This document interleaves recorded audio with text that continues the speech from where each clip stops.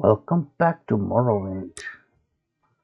It's probably been some number of days since I've recorded, so let's continue. Adventures of Fakir the Khajiit Acrobat. Alright, let's get back into character. Tetra, it is very late. But Ravir thinks now we need to Fakir thinks we need to go to the temple.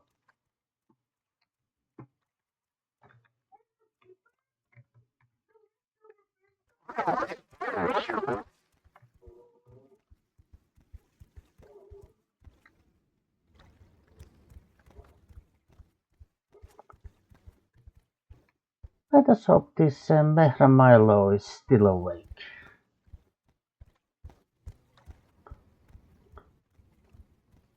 Speak, traveler. Fakir bids you good evening. I'm here to see a friend of mine. To talk religious matters. Perhaps I should have said that, etc. They might get suspicious if Fakir says things like that. What do you want? Great. Nothing from you, thank you very much. We're watching you, scum. Fakir does not like you very much. Make it quick, Outlander. Yes, I'm Hermilo. Kai sent you. Follow me into the back of the library. We can talk there. 3 gods, 1 true faith. 3 gods, 1 true faith.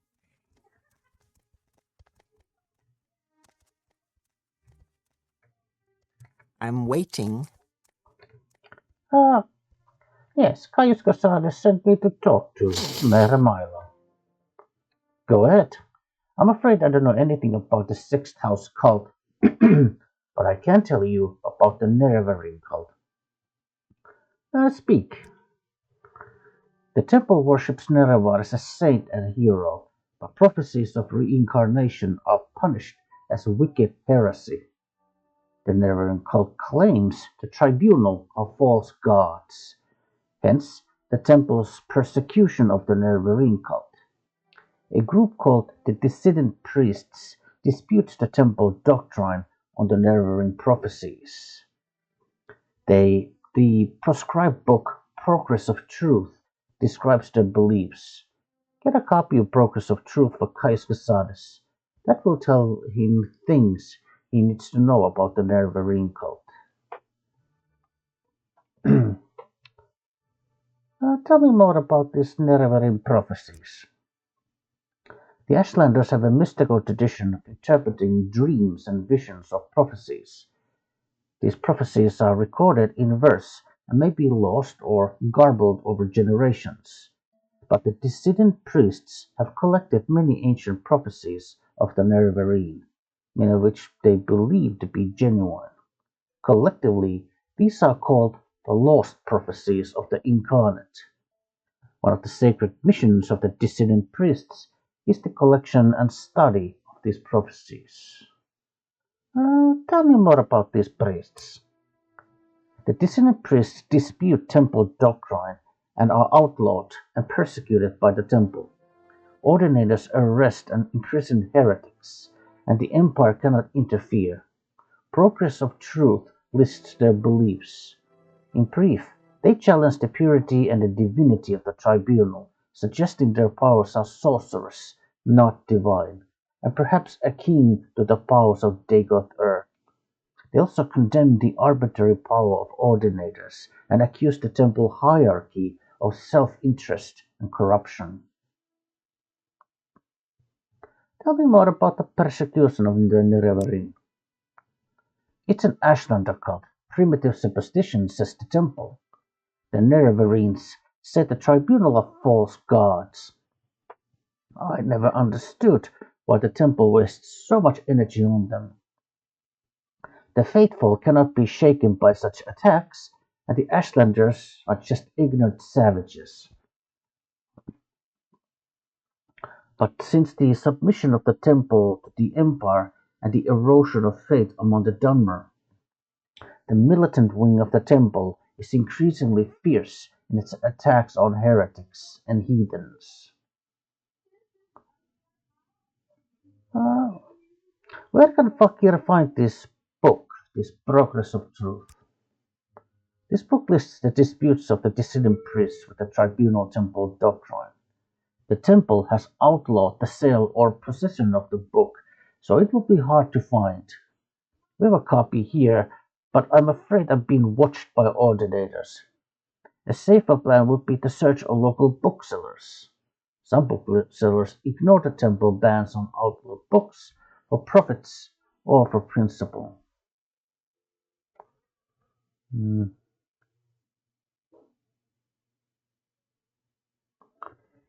What does Mehra Milo mean when she says uh, that the dissident priests are persecuted by the temple? Why does the temple persecute the dissident priests? Because attacks on the temple weaken the faith and leave the people defenseless uh, against the influences of Dagoth-ur. Faith is what strengthens the will of the believer against Dagoth-ur's lies.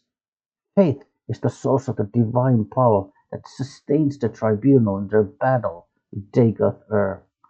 Since the Empire, some Dunmer have turned away from the temple. That's why Dagoth-ur grows stronger, while blight storms and monsters threaten the land. Tell me more about this Dagoth-ur.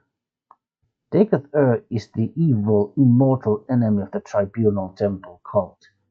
The temple holds Dagoth-ur and his hosts accountable for all the evils that beset Dunmer and Morrowind. Dagoth-ur dwells in the fiery caverns beneath Red Mountain, served by his kin called ash vampires and by legions of deformed monsters. Yes, Fakir has some rather nasty uh, experiences with these ash creatures. How does Mera Milo know Caius Casares? Caius is a dear friend. Like me, he admires the best traditions of the temple: charity for the poor, education for the ignorant, protection for the weak. He is a Westerner, but he has come to love our land and our people. But like me, he distrusts the arbitrary power of the ordinators, and like the dissident priests, he suspects the temple is hiding something. He serves the emperor, but he also loves Morrowind, and he sees the failing virtues of the temple as a threat to Morrowind's political stability. Tell me more about these ordinators. The Order of War fights the enemies of the temple. Most war ordinators are stationed near Red Mountain. Hmm. So what did Mera Milo mean when she said she's been watched by these ordinators? I do not care for temple politics, but I have read The Progress of Truth, and it troubles me. I have friends, former priests, who have gone into hiding, so I'm bound to come to the attention of the ordinators. I'm careful, but I'm afraid, and no secret agent like you or Caius. Sooner or later, I too must go into hiding, if it is not too late. When you return to Caius, tell him I'm worried, and that if something goes wrong, I will leave a message under the agreed code word from Maya. Fakir, thanks you very much. This has been a very illuminating discussion.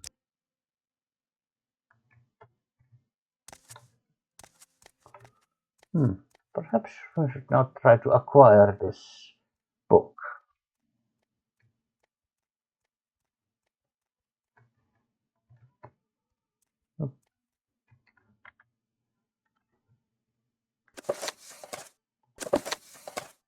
Oh,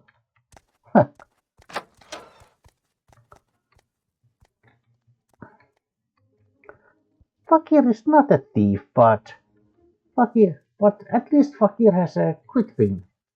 But Fakir has quick fingers. Speak, traveler. Oh, perhaps we should return to Balmore. Yes, we have everything we need.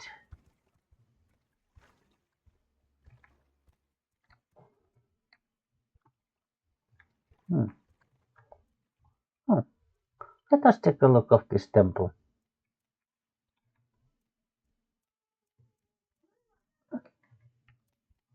Statues.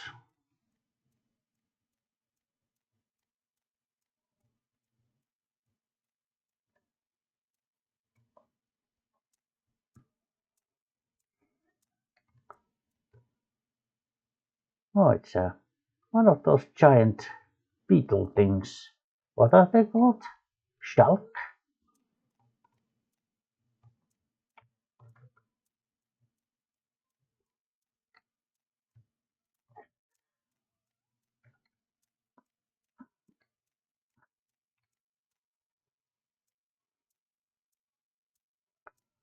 Perhaps this is Vivec himself.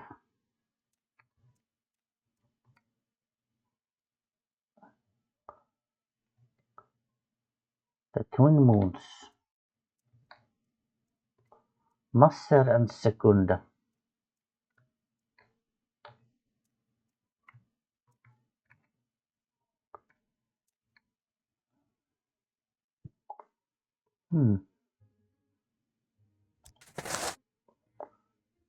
Come on, Tetra.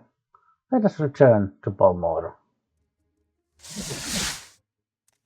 Warmly greeted, friend. Welcome. What is it, Blackcap? Are you looking for jobs? Are you ready for advancement? Let's talk about new shoes, Breaker. New shoes is free. Does Ahnassi have more jobs for Fakir? Ahnassi has no more jobs for you. Ask Aingot the jeweler in our room, or Big Helendens at Rimor. Can Fakir get advancement? No one questions your loyalty, but you must practice your skills to become Fakir the operative. Fakir understands. Yes, stranger? Very late at That's night. unusual. Hail, Khajiit. Do you need something? Not at the moment, thank you very much.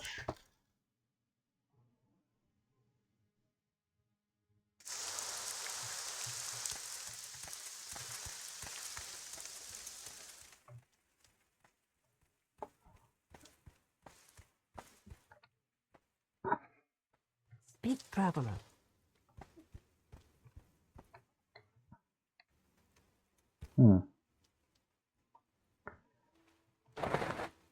Petra, come here. There you are. Now, right here.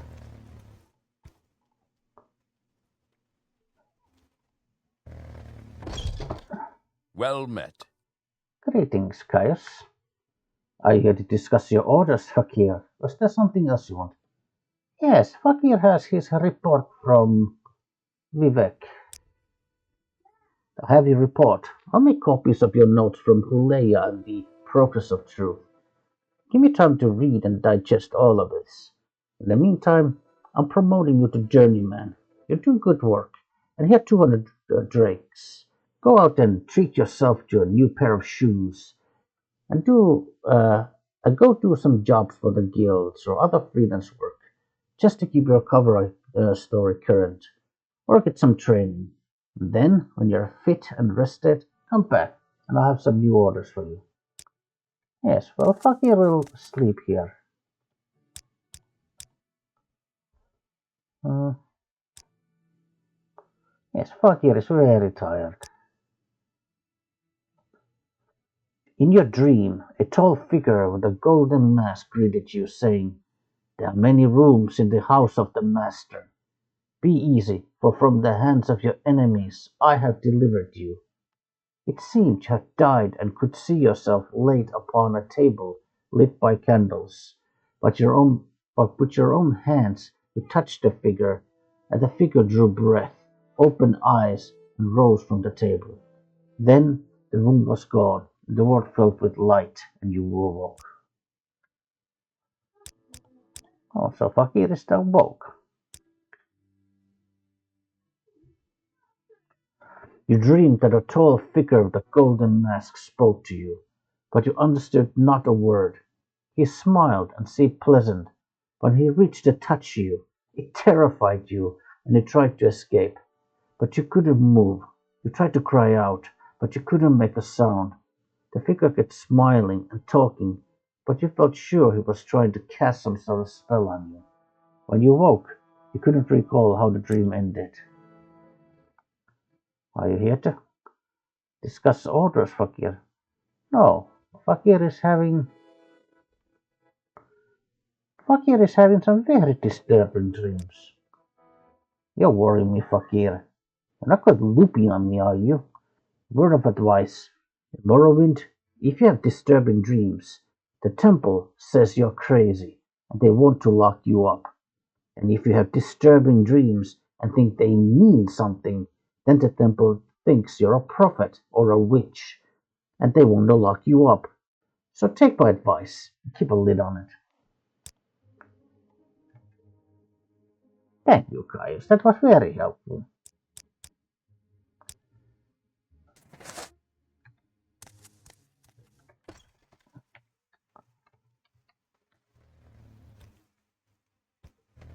Right.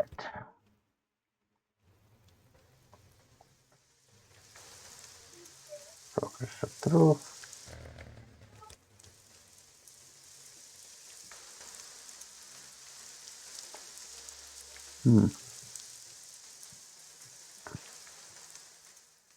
Perhaps we should read these books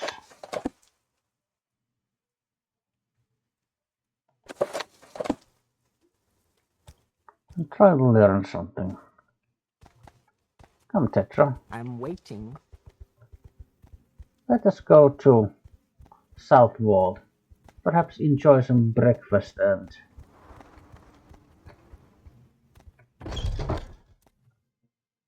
Well met. And how are you? Can I help you?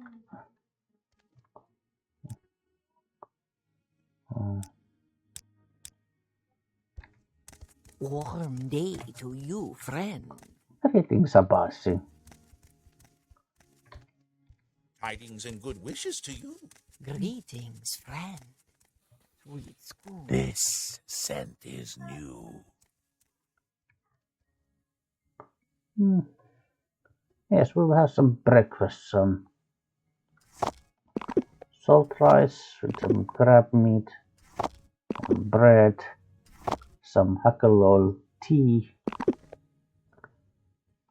and over this very hearty breakfast we will read The Short History of Morrowind by Jeanette Sitt. Led by the legendary prophet Veloth, the ancestors of the Dunmer, exiles from the Altmer cultures in present-day Somerset Isle, came to the region of Morrowind. In earliest times the Dunmer were harassed or dominated by Nord sea raiders, but the scattered Dunmer tribes consolidated into predecessors of the modern Great House clans. They threw out the Nord oppressors and successfully resisted further incursions. The ancient ancestor worship of the tribes was in time superseded by the monolithic tribunal temple theocracy, and the Dunmer grew into a great nation called Resdayn. Resdayn was the last of the provinces to submit to Tiber's septim. Like Blackmarsh, it was never successfully invaded and was peacefully incorporated by treaty into the Empire as the province of Morrowind. Almost 4 centuries after the coming of the Imperial Legions, Morrowind is still occupied by the Imperial Legions, with a figurehead Imperial King. Though the Empire has reserved most functions of the traditional local government to the ruling councils of the 5 great houses. on Varnafel district. In the Third Era 414, Varnafel territory, previously a temple preserve under imperial protection, was reorganized as an imperial provincial district. Varnafel had been maintained as a preserve administered by the temple since the Treaty of the Armistice, and except for a few great house settlements sanctioned by the temple, Varnafel was previously uninhabited and underdeveloped. But when the centuries-old temple ban on trade and settlement of Varnafel was revoked by King of Morrowind, a flood of imperial colonists and great House Dunmer came to Varnafel, expanding old settlements and building new ones.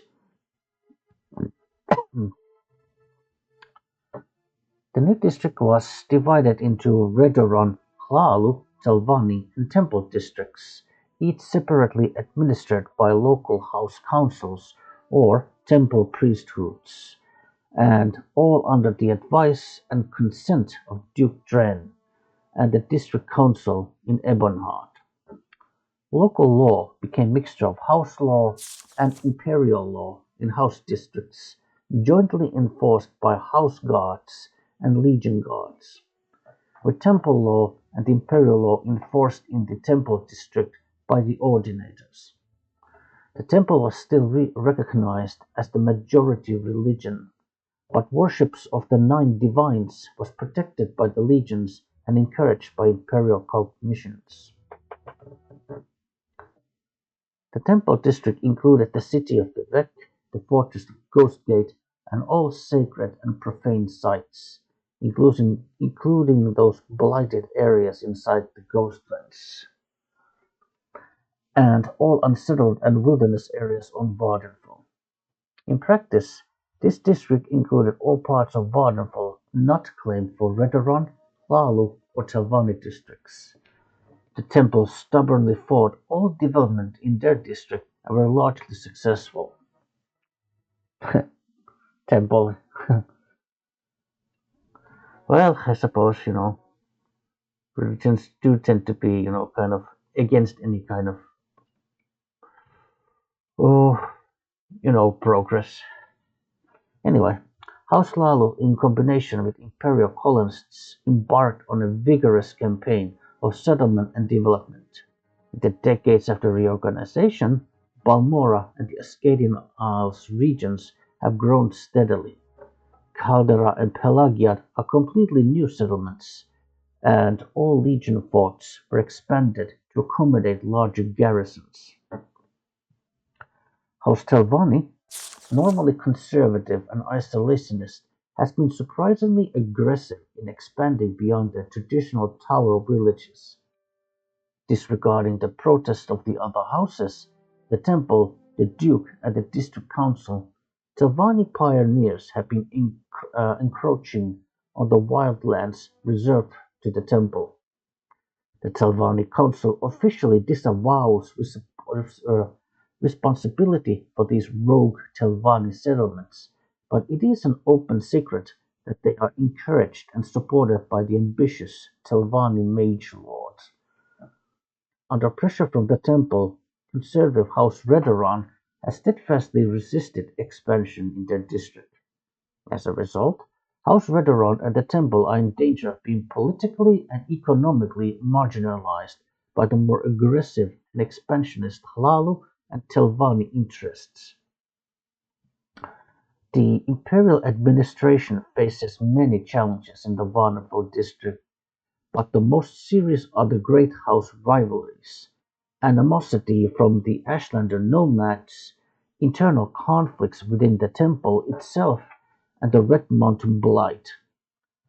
Struggles between great house, temple, and imperial interests.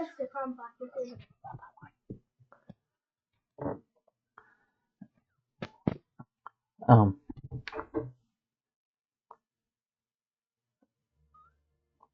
um, Struggles between great house, temple, and imperial interests to control Varnafell's resources could at any time erupt into full-scale war. Ashlander's great settlements plunder caravans, and kill foreigners on their wild lands. The temple has unsuccessfully attempted to silence criticism and calls for reform within its ranks. But most serious are the plagues and diseased hosts produced by the blight storms sweeping out from Red Mountain. Arnifil and all Morrowind have long been menaced by the legendary evils of Dagoth and his ash vampire kin dwelling beneath Red Mountain. For centuries, the temple has contained this threat within the ghost fence, but recently the temple resources and will have faltered, and the threat from Red Mountain has grown in scale and intensity. The ghost fence should fail and hosts of the blighted monsters were to spill out across Varnafell's towns and villages, the temple might have no choice but to evacuate Varnafell district and abandon it to disease and corruption. Right, that was a short history of Morrowind. How about On of Morrowind? I guess like another version, another account. On Morrowind, the Imperial Province by Eramanwe of Sunhold. After the conquest of Hammerfell, Imperial legions massed along the northeastern borders of Cyrodiil, and invasion fleets prepared in Skyrim. Initially, though the Imperial legions and navy were widely considered undefeatable, House Indoril and the Temple hierarchy proposed to resist to the death. Veteran and Dress stood by Indoril, with Telvanni remaining neutral. Hlaalu proposed accommodation. Contrived border incidents in Blackmarsh ended inconclusively, but the swampy terrain did not favor Legion and Navy coordination. Against the Legions massed west of Silkcrack Tower and Craigenmore, and the Legions west of Blacklight and Cormaris View, Morrowind had pitifully small militias stifled by small companies of Redoran mercenaries and elite units of house nobles and temple ordinators and armigers. Further complicating matter Further complicating matters was the refusal of Indoril, Dress, Hlaalu and Telvanni to garrison the western borders. Indoril and Dress proposed, rather than defend the western border, instead to withdraw to the interior and fight a guerrilla war, with Hlaalu advocating accommodation and Telvanni remaining neutral. Redoran therefore faced the prospect of standing alone against the Empire. How long? Okay, this is shorter. The situation changed radically when Vivec appeared in person in Vivec City uh, to announce his negotiations of a treaty with the Emperor Typer Septim, reorganizing Morrowind as a province of the Empire, but guaranteeing, quote, all rights of faith and self-government, unquote. A shocked temple hierarchy, which apparently had not been consulted, greeted the announcement with awkward silence. Indoril swore they would resist to the death, with the loyal supporters of Dress, while Redoran, grateful for a graceful excuse to avoid facing the legions unsupported, joined with Hlaalu in welcoming the agreement. Telvanni, seeing which way the wind blew, joined with Hlaalu and Redoran in supporting the treaty. Nothing is known of the circumstances of the personal meeting between Septim and Vivec, or where it took place, or the preliminaries which must have preceded the treaty. The public reason was to protect the identities of the agents involved in the West. Speculation has centered around the role of Zurin Arctus in brokering the agreement. Zurin Arctus was the imperial battle mage. I think he also made the Numidium. In the east, rumors suggest that Vivec offered Numidium to aid in the conquest of the Altmer and Somerset Isle, in return for significant concessions to preserve self-rule, house traditions, and religious practices in Morrowind. The Lord High Councillor of the Grand Council and Indoril refused to accept the treaty and refused to step down. he was assassinated and replaced by Hlalu. House Laulu took the opportunity to settle some old scores with House Indoril, and a number of local councils changed hands in bloody coups. More blood was shed in these inter-house struggles than against the imperial legions during Morrowind's transition from an independent nation to a province of the empire. The generals of the legions had dreaded an invasion of Morrowind. The Dunmer were widely regarded as the most dreadful and fanatic foes, further inspired by their temple and clan traditions. Generals had not grasped the political weaknesses of Morrowind, which Emperor Tiber Septim recognized and exploited. At the same time, given the tragic depopulation and destruction experienced by the other provinces conquered by Septim, and their swift and efficient assimilation of Morrowind into the imperial legal system and economy, with relatively small impact on lower or upper classes of Morrowind citizens, the tribunal also deserved some credit for recognizing the hopelessness of Morrowind's defense and chance the chance of gaining important concessions at the treaty table by being the first to offer peace. By contrast, many Indra nobles chose to commit suicide rather than submit to the empire, the result that the house was significantly weakened during the period of transition, guaranteeing that they would lose much of their influence and power to House Lalu, whose influence and power was waxing with its enthusiastic accommodation with the empire. The temple hierarchy more skillfully managed their loss of face, remaining aloof from political struggles and earning the goodwill of the people by concentrating on their economic, educational, and spiritual welfare. Right. Perhaps Fakir should also read the progress of the. Okay. Progress of Truth, compiled by the dissident priests. Excerpt. Concerning the points of the temple doctrine challenged by the dissident priests. 1. The divinity of the tribunal. You know what? Perhaps we'll read this another time. I mean, if I remember, we'll maybe read this before we continue maybe the main quest, but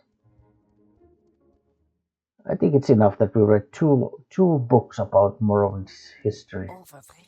Greetings. Snow.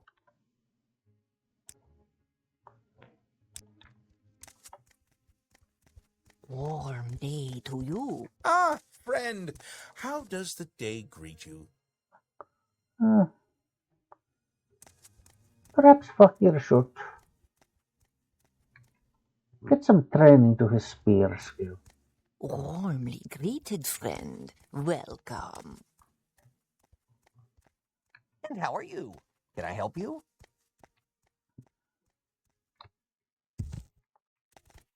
No worries. I won't hurt you. Ask your question.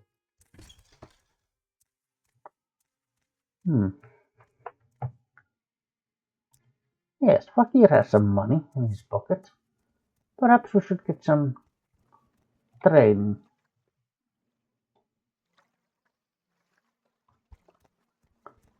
Train some spear.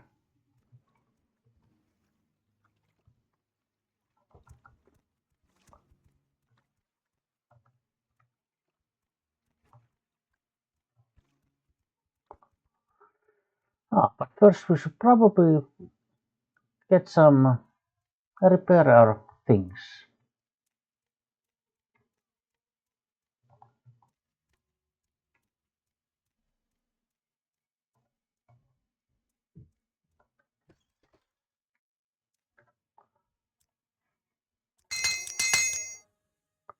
Thank you very much.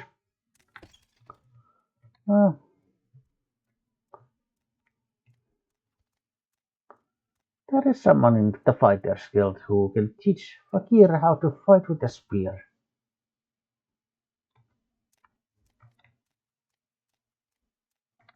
So what do you want? Fakir wants to train.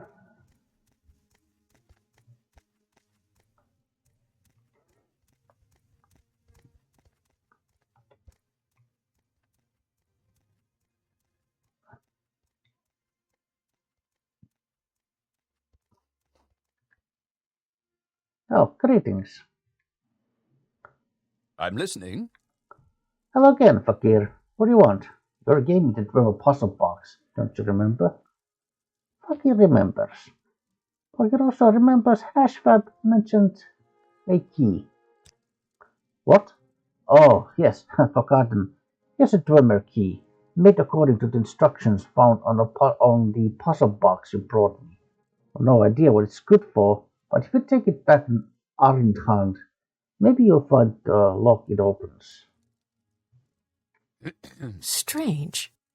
Yes, friend. Greetings. Fakir is interested in getting some training in spear skill. Oof.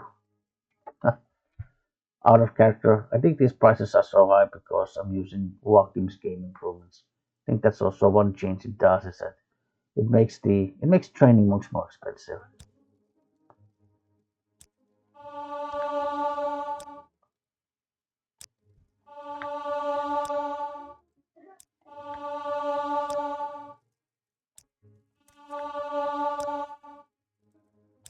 What was that?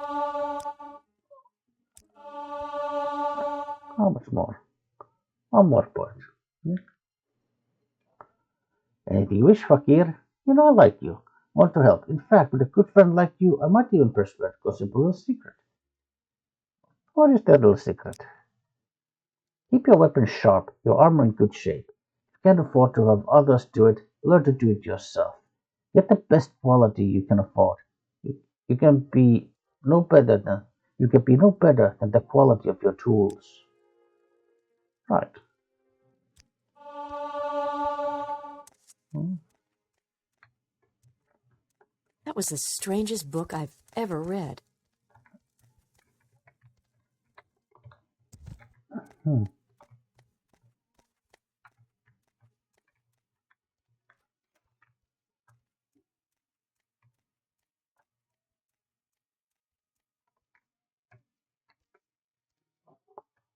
Hmm. Have a sleep. You have ascended to level 6. You sense yourself more aware, more open to new ideas. You learned a lot about Morrowind. I mean, it's true. I mean, it's true. We literally just read 2 books about it. It's hard to believe how ignorant you were. But now you have so much more to learn. Agility, speed, uh, okay. 7 points is only 3 multiplier. Okay, I guess. Okay, I guess you need at least 8 for the for 4 multiplier. Okay. Anyway.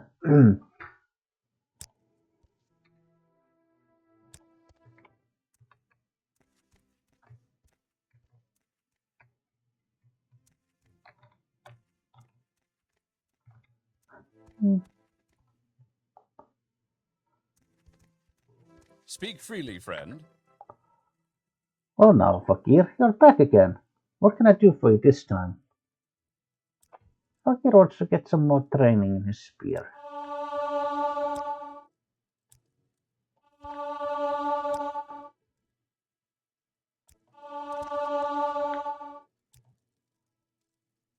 One more point. Go ahead, stranger.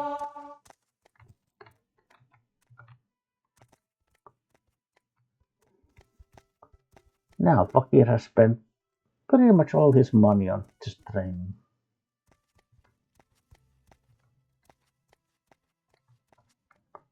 Okay.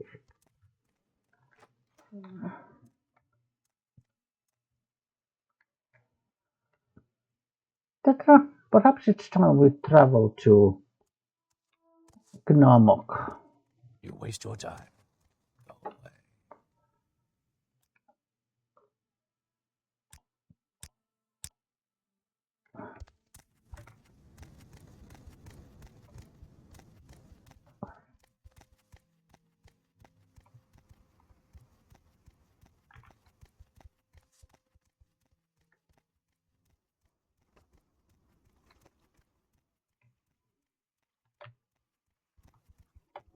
Hmm.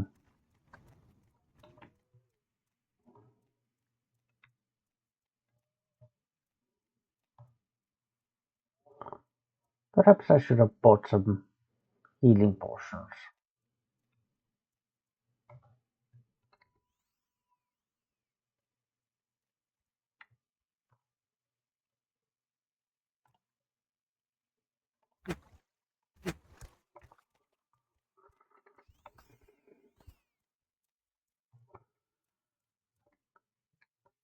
There is a promise that we have not yet fulfilled. For our good friend Ahnassi. So perhaps we'll start.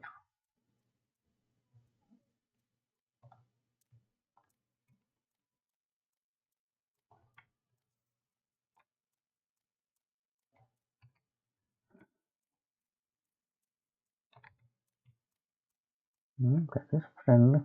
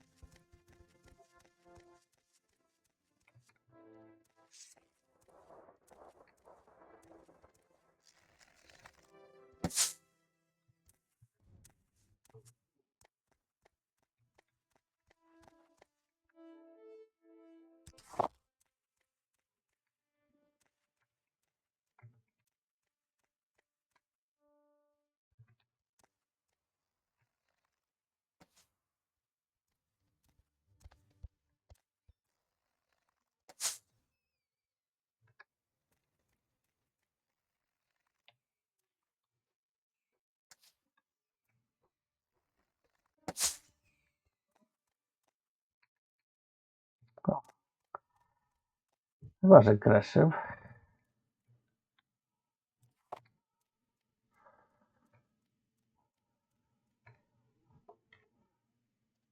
Ugh, blighted. Perhaps we do not wish to touch that.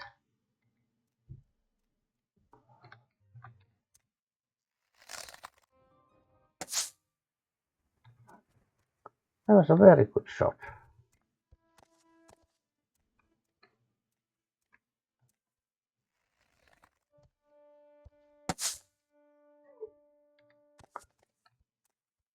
That was another very good shot.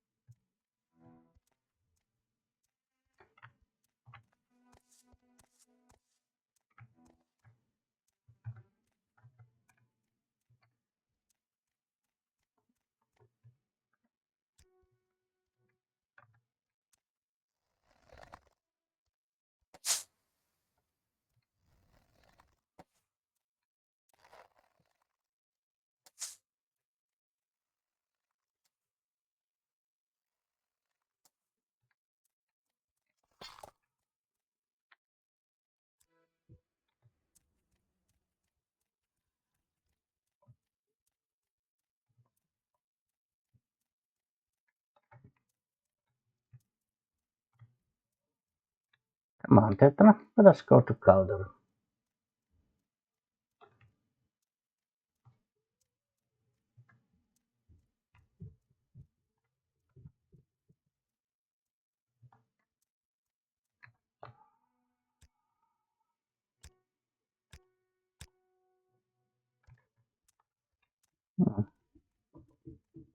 Hurry this up, will you?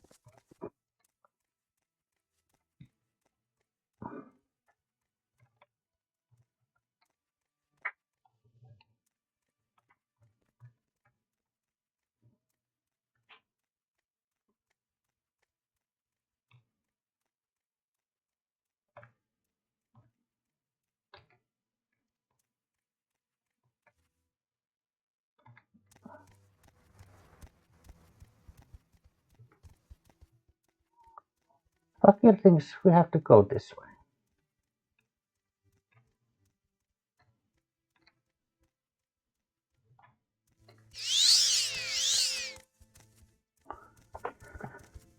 Hmm.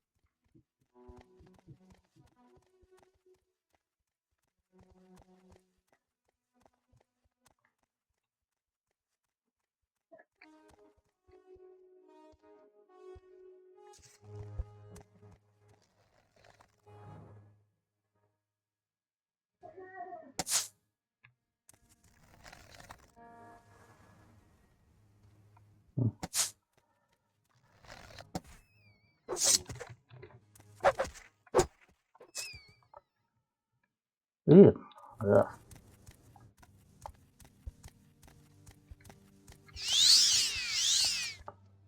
Caldera Gnaar Mok. Gnaar Mok this way.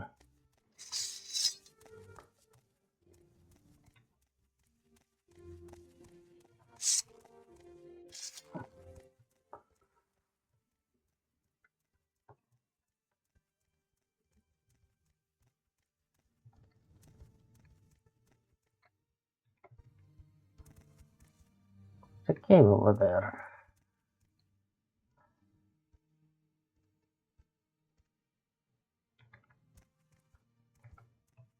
Hmm.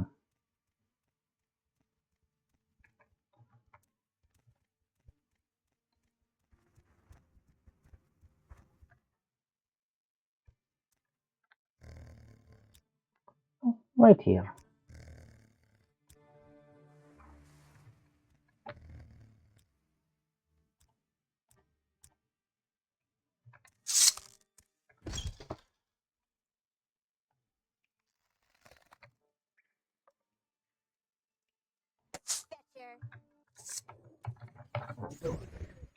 Oh.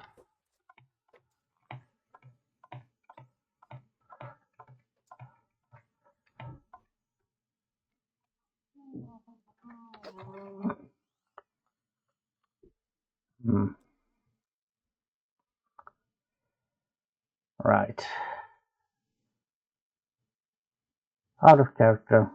She's a little too tough. She's got a very nasty spell. Well, let's take that as a premonition.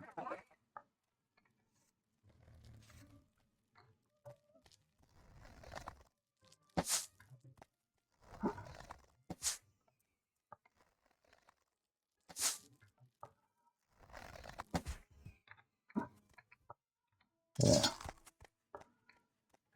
Come on, Tetra, let's go.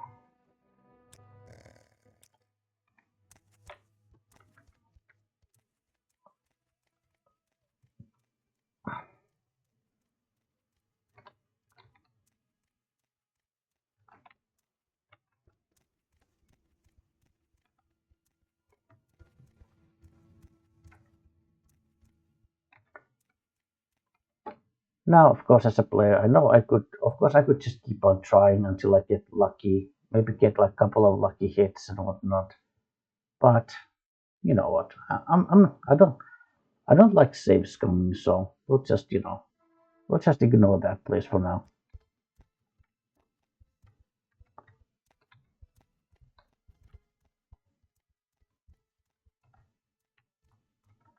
Come on, Tetra, let us go.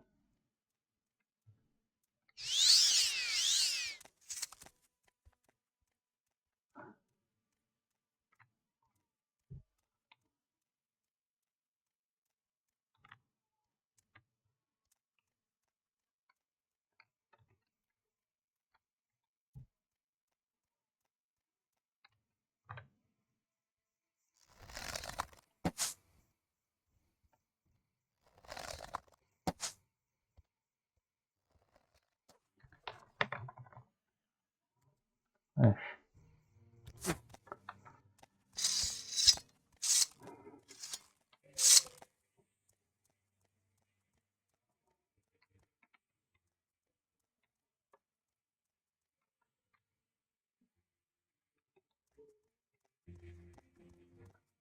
Egg mine.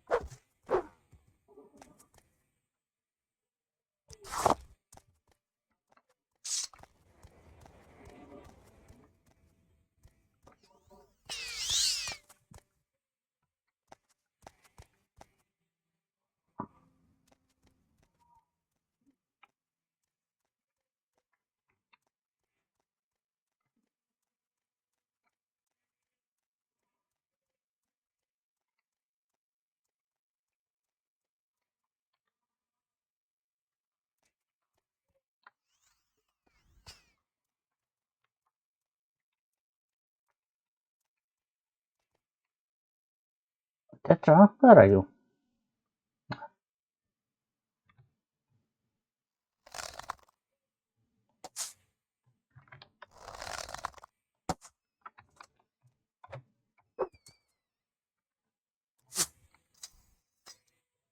Okay, there you are. Good. Let us proceed, Tetra.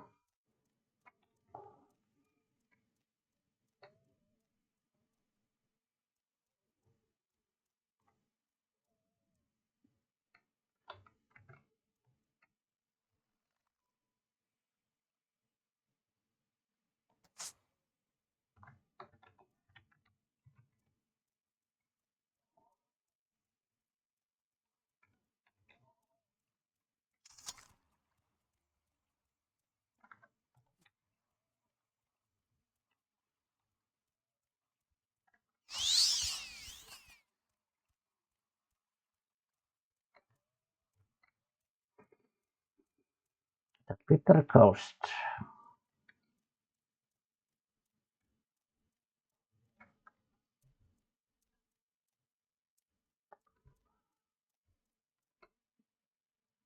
Oh, there's a guar.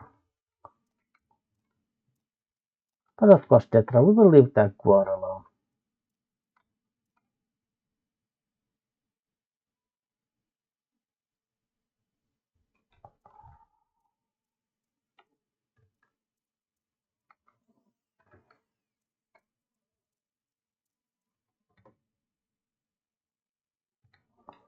Ah, that script looks healthy, so perhaps do not be aggressive.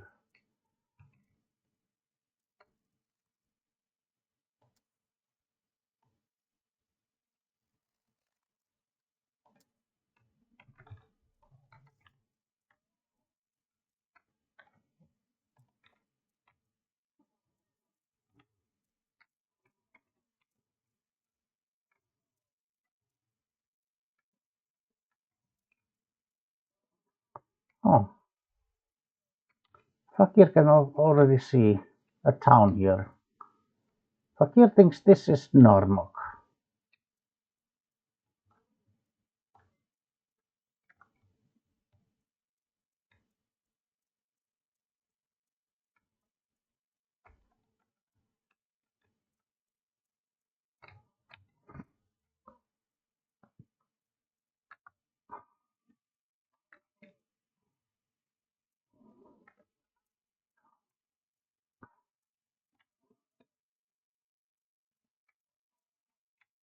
Gnaar Mok.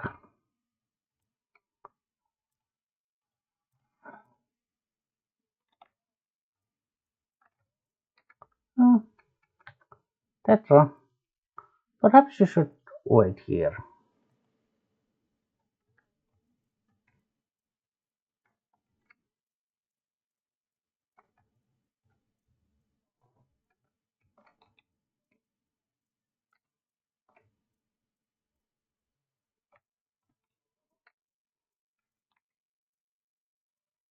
Hmm.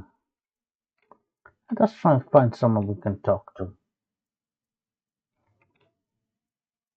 There is a local. Another one. You're Gnaar Mok? Go ahead. You ask the questions, I'll do the answering. Tell me about Gnaar Mok. I only arrived in Gnaar Mok recently, but my first impressions are very good. There were too many fishermen in Saint Denis, so I had to look around Waterfall. I found Azura's coast to be too unfriendly for my liking. The Telvanni were very hostile towards me. Gnaar Mok is perfect, because I can get to Alzun, Nisis, Margan, Dragonfell, Vivec City or Ebonheart in 2 short trips. I can either travel by boat to Cool and then from there or down to Hlawat if I'm headed for Vivec or Ebonheart. What kind of services does this village have? Well, if you're serious about that, don't look here. Expensive and inefficient are 2 words that sum up everything offered here. Try Ebonheart or Vivec. I should stock up on everything. I'll need for the next month or so when I'm down there to sell my fish scales and only use local services in emergency. Oh, all right. Uh, tell me who are the important people around here? I'll tell you a Bosmer who's doing well for himself. Meldor in Balmor. He set up his own little armory business. Now I know him quite well, and while he might be blunt, his blade certainly isn't. Fakir is talking about this town, not Balmor. Be serious. How about a specific place? Have you been to the East Coast? It's bizarre. All the buildings are made from plants. It's in my nature to appreciate plants and things, being a Bosmer, but I could never live inside a mushroom. Ugh. The Bosmer is not This answering better my be important. questions. Fakir's questions. Greetings. Do you know? Can you tell me about the services in here? The Camonna Tong don't like providing services to outlanders, but they will for a high price. It's the only way to get around. My hut is now the meeting place for Camonna Tong in Gnaar Mok. It was my punishment for very severe crime. They took my house and belongings and banished me to a life of petty commoner. I can never go back to my old ways. That's terrible.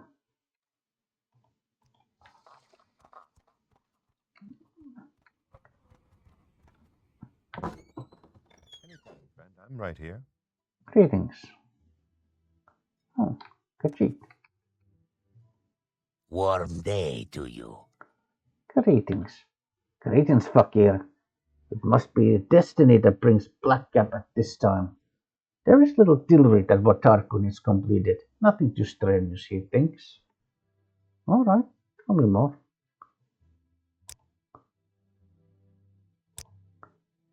Uh,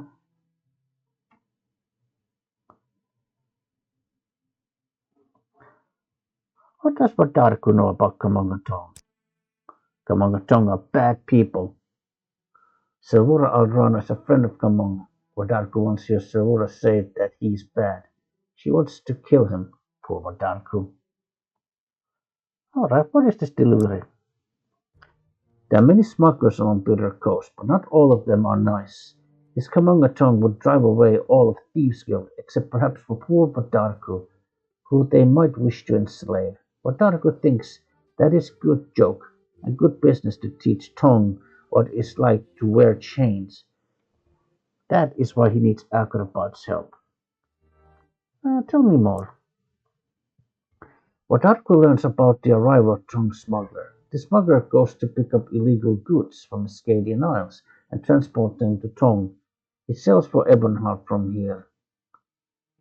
He knows that Imperials search for his boat when he arrives at Ebonheart, so he does not carry illegal items. Or so he thinks. Wadarku needs Acrobat to hide certain items on smuggler's boat, so he does not know they are there. Fakir likes this joke and helps Wadarku. Yes? Uh,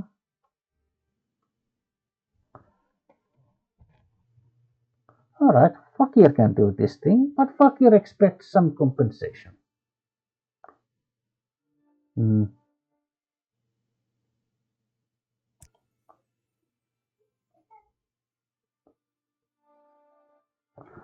Of course, of course. Odarku will reward Acrobat, but this thing must be done first. Fakir will see that it is very good joke on Tong too. Take these items.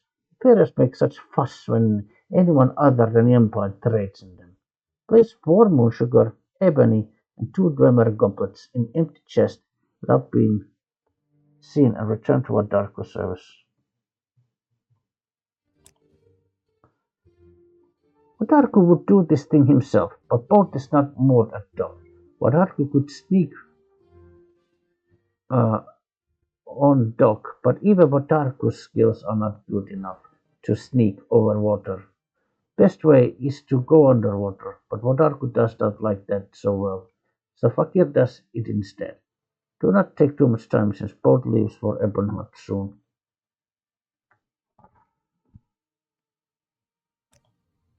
What day is today?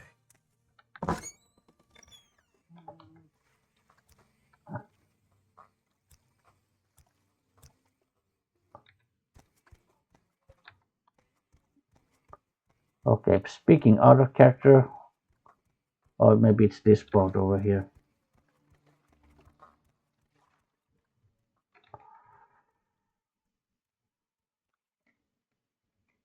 Um,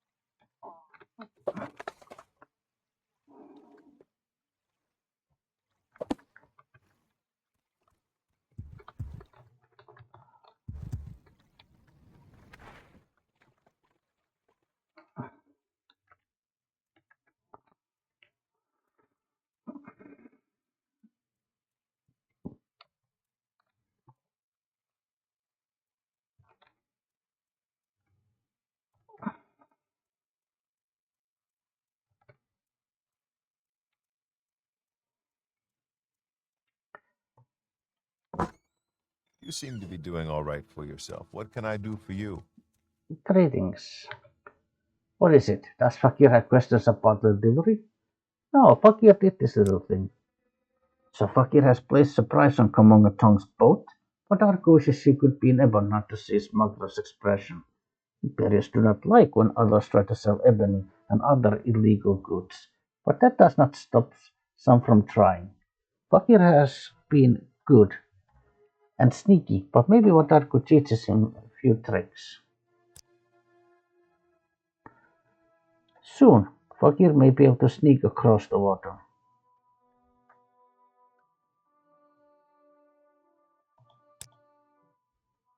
Right. Greetings. You train? What do you train? Long play medium athletics. Sweet skooma. Barter for okay, some arrows, some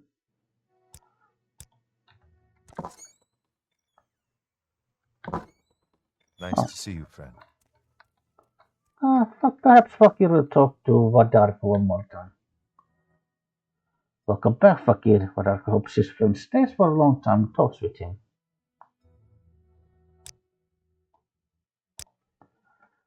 Wadark can teach much about it. It is not a bad thing to know how to do well. Khajiit likes seeing things, but other races do not like being watched. Wadark sees much, and others do not know because he's very good at sneaking.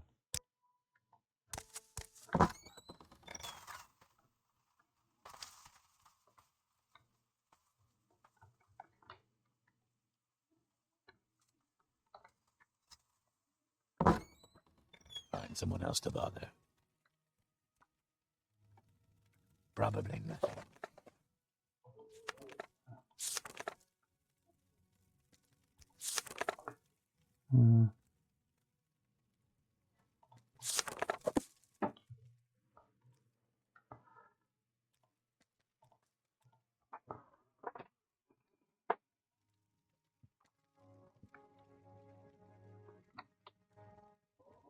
Go away, Outlander. I'm here to talk about Ahnassi. I asked myself,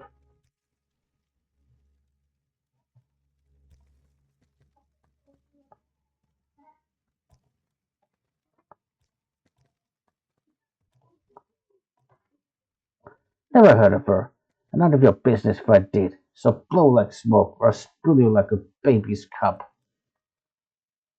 I'm here about Ahnassi. You must be hard of hearing, and soon you'll be.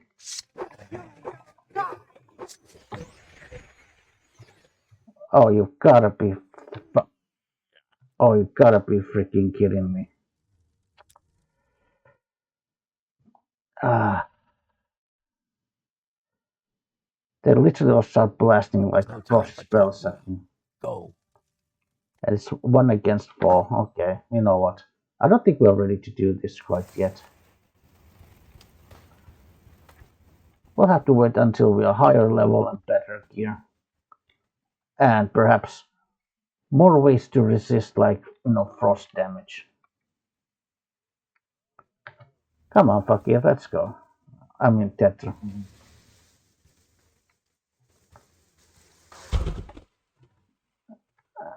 And, more healing potions and everything. Just. I mean, speaking out of character, obviously, Fakir is not exactly Fakir is not exactly the fighter type. So we can't just like brute our way through, fights like these, especially when it's like 1 against 4 in a small and enclosed, you know, kind of like a small enclosed environment.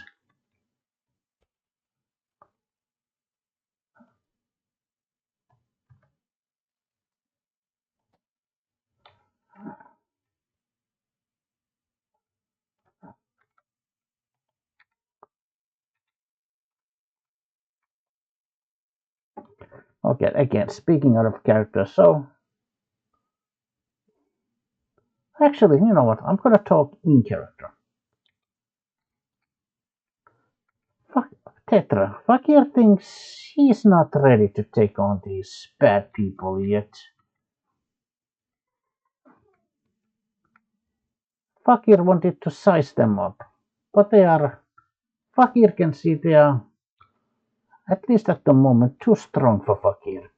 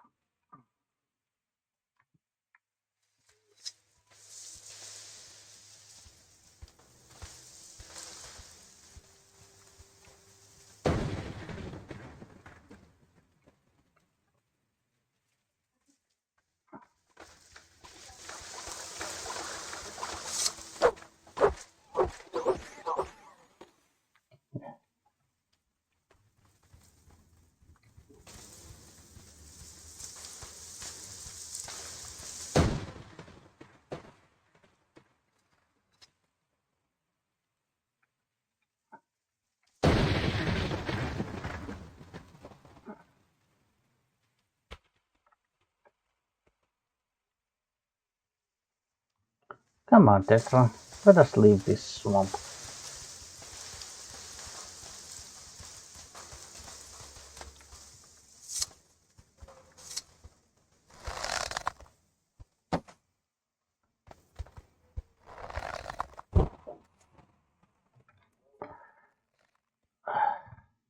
How hard can it be?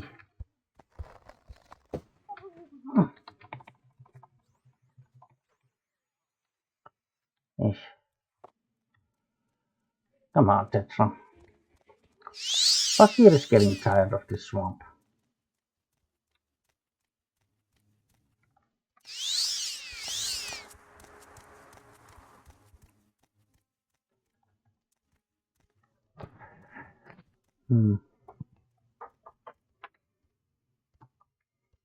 These people in Gnaar Mok, they are very bad. Very bad people, but also very strong. Too strong for Fakir.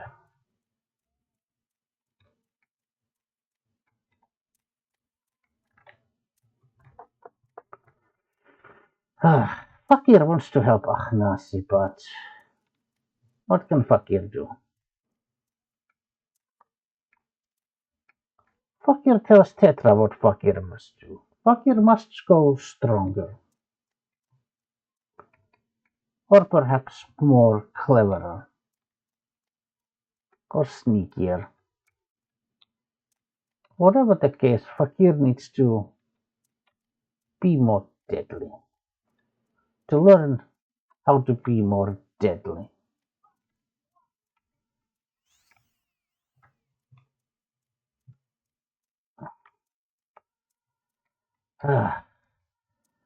Fakir thinks Ahnassi has put Fakir in a very bad position. But Fakir wants to help.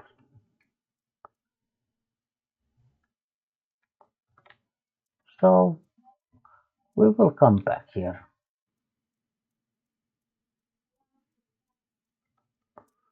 Where can Fakir go? Fakir feels so lost.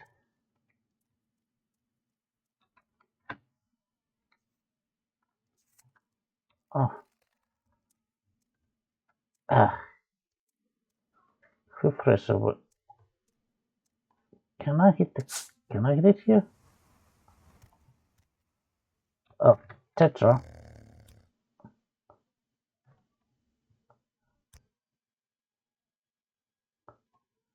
Fakir needs more arrows.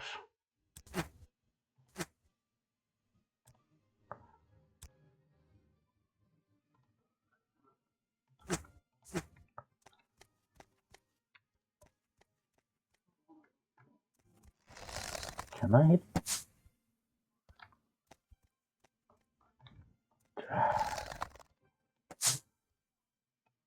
Good.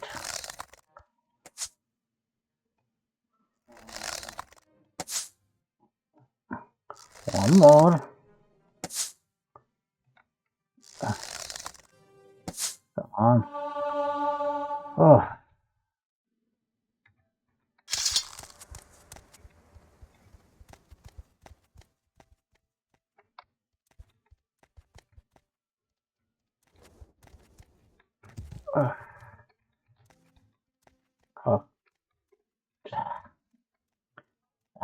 Fakir can get there. Very frustrating.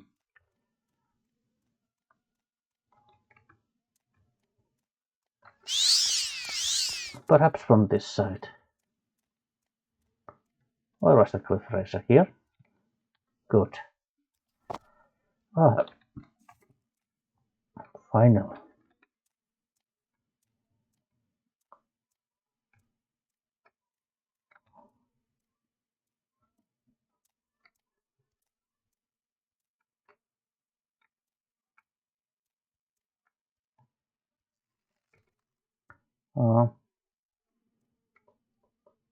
Another one?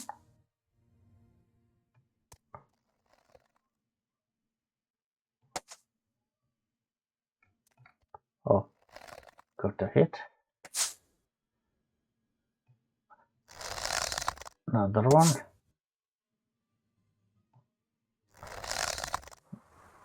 Let's try.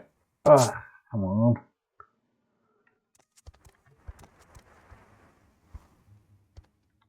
Oh, good.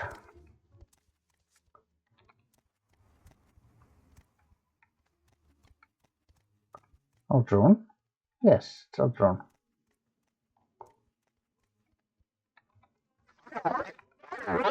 Getting dark in here. Where is the cliff race? Here?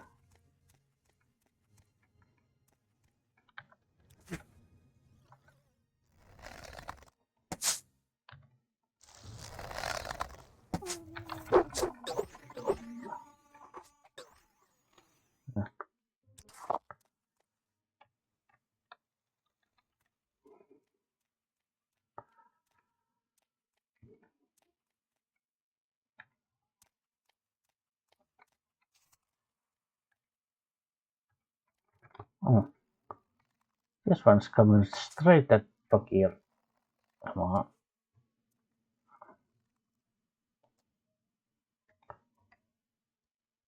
Oh, good.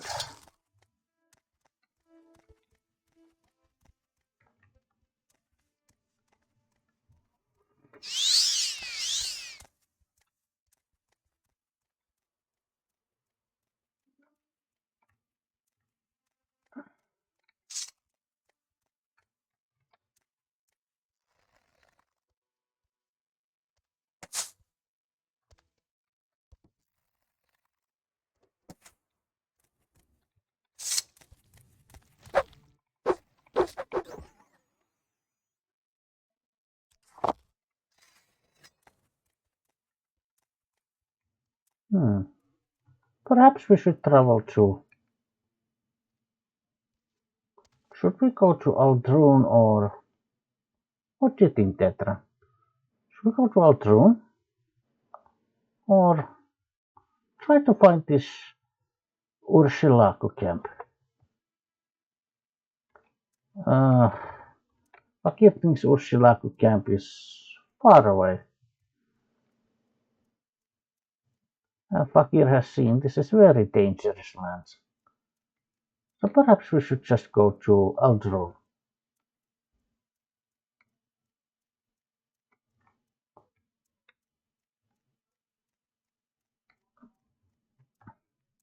Perhaps enjoy some supper with our good friend Gildan.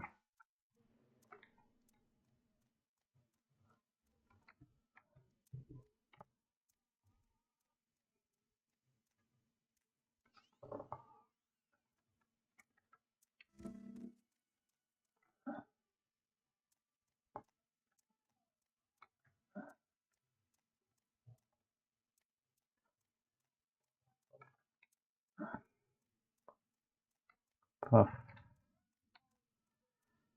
Fakir is getting very hungry. Come on, Tetra. Let us hope Gildan has prepared some food. And let us hope she has prepared enough for two.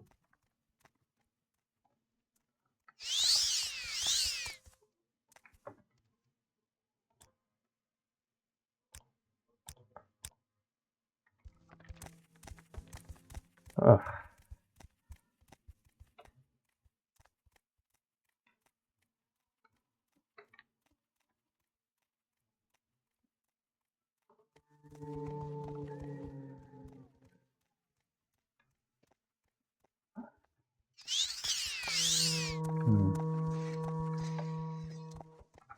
There's a guard there. Tetra, perhaps you can wait outside.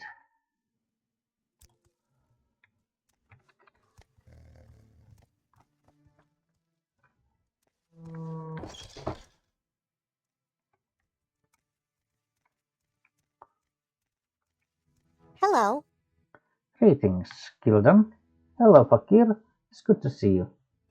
Yes, it's very good to see you too.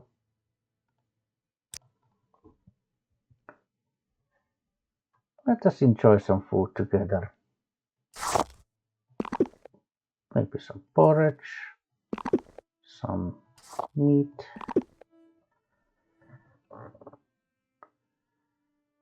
Yeah.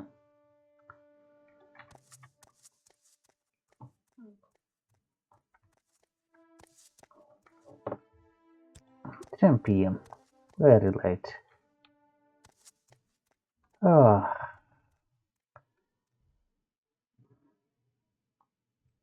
Perhaps Fakir should have a look at this book now.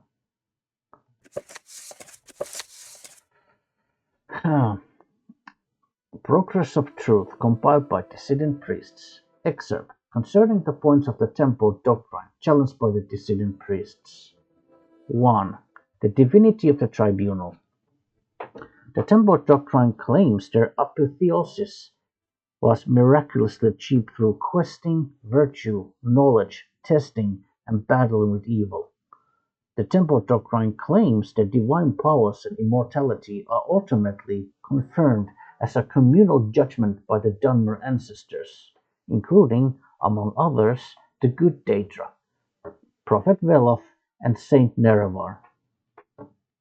Dissident priests ask whether the Dagoth Earth's powers and the Tribunal's powers might ultimately derive from the same source, Red Mountain.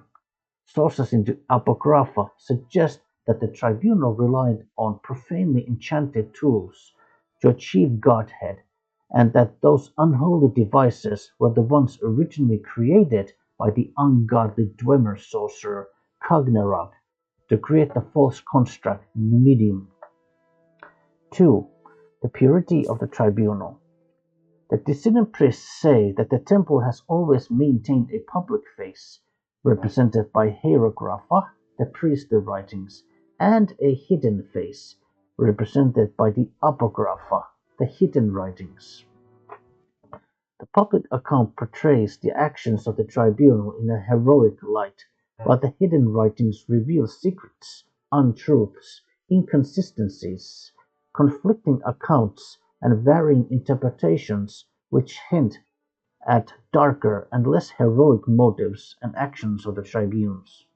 In particular, conflicting accounts of the battle at Red Mountain raise questions about the tribunal's conduct and about the source of their subsequent apotheosis. Also, there is good evidence that the tribunal had been concealing the true nature of the threat posed by Dagoth at Red Mountain, misleading the people about the tribunal's ability to protect Morrowind from Dagoth and concealing the recent dramatic diminishing of the tribunal's magical powers. 3. Temple accounts of the Battle of Red Mountain. Ashlander tradition does not place the tribunal at the Red Mountain and holds that the Dwemer destroyed themselves rather than that Nerevar destroyed them. Ashlander tradition further holds that Nerevar left Dagoth guarding the profane secrets of Red Mountain, while Nerevar went to confer with the Grand Council, i.e. the Tribunal, that Nerevar died at the conference, not of his wounds according to the Ashlanders, but from treachery, and that subsequently the Tribunal confronted a defiant Dagoth within Red Mountain, then drove Dagoth beneath Red Mountain, when he would not yield to their will. 4. Veneration of the Daedra, saints, and ancestors. While challenging the divinity of the tribunal, the dissidents do not challenge the sainthood or heroism of the tribunal. In fact, the dissident priests advocate restoring many of the elements of fundamentalist ancestor worship as practiced by the Ashlanders and by Saint Veloth. Exactly how this would work is debated inconclusively within the dissident priests. 5. Denial of the prophecies of the incarnate. Okay, so the game crashed. I don't know why.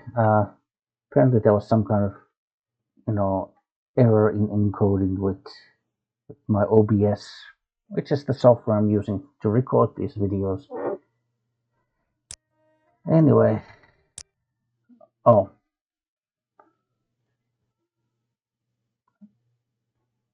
did I?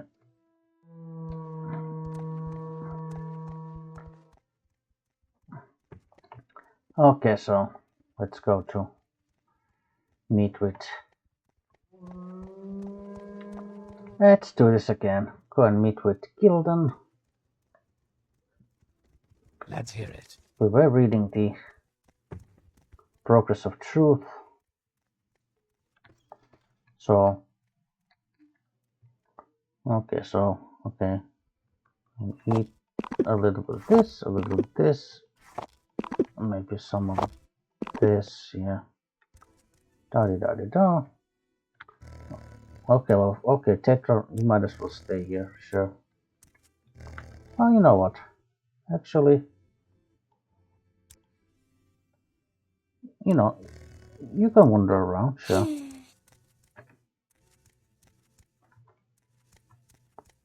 Right, so we were.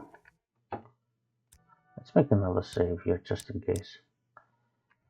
Right, we were reading the Progress of Truth, Now we got to part 5. Okay, so 5. We already read to the part 4, so 5. Denial of the prophecies of the incarnate, the persecution of the Nerevarines. Though no consensus exists among the dissidents about whether the Nerevarine prophecies are genuine, all agree that the persecution of the Nerevarines is unjust and politically motivated. The dissident priests do not reject mysticism, revelation, or prophecy as part of the religious experience. The dissidents have not resolved the issue of true or false insights. They have studied the mysticism of the Ashlander ancestral cults, in particular the rites of the Ashlander seers and wise women, and the prophecies of the incarnate. Many among the dissident priests have come to believe that the Nerevarine prophecies are genuine and have made a systematic study of the prophecies recorded in temple archives. Authority of the Archcanon and the Ordinators. Part 6. The dissident priests reject the authority of the Archcanon and the Ordinators. The temple hierarchy has been corrupted by self-interest and politics, and no longer acts in the best interest of the temple or its worshippers. The dissident priests believe the Archcanon and Ordinators speak for themselves, not for the tribunal. 7. Inquisition and the use of terror and torture by the Ordinators.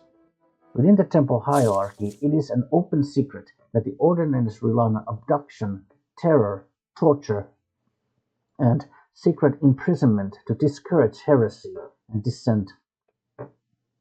The dissident priests feel the Ordinators are either out of control or tools used to maintain a corrupt priesthood in power. And finally, 8. Fundamentals of temple doctrine. Charity for the poor, education for the ignorant, protection for the weak. Though the dissident priests acknowledge that most rank-and-file priests honor the best traditions of the temple, they believe that many priests in the higher ranks are interested more in love of authority and luxury than in welfare of the poor, weak, and ignorant. Okay, so we read the book. Fakir will go to sleep now. Fakir very tired and belly full of food. Ugh.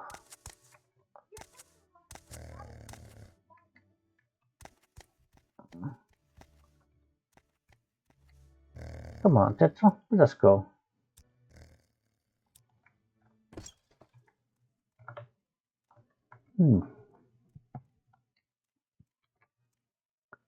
What do you think, Tetra? Do you think there's a Thieves Guild in Aldrun? Surely there must be. This is a large town.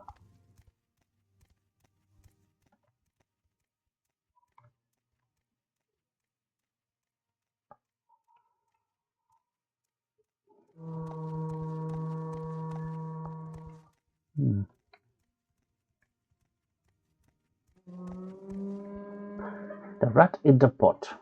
There's someone watching. This seems like a corner club.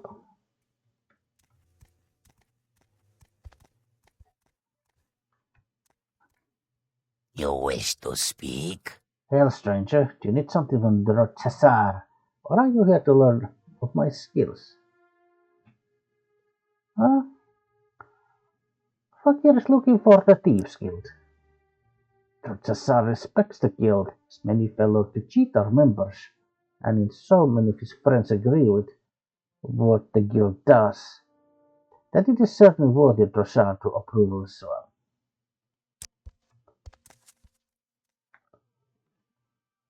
Does Drosar know anyone particular? Tetris Carline Craftsman Hall in Moanhold is such a funny gentleman. He always asked Drosar to find clutter for his collection, even called him his champion of clutter. Drosar hopes Tetris will remember him, though with his memory it is very improbable.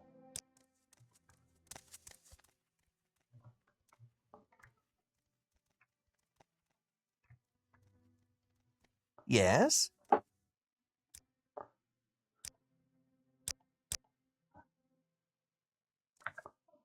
What is it, Blackcap? Are you even looking for jobs?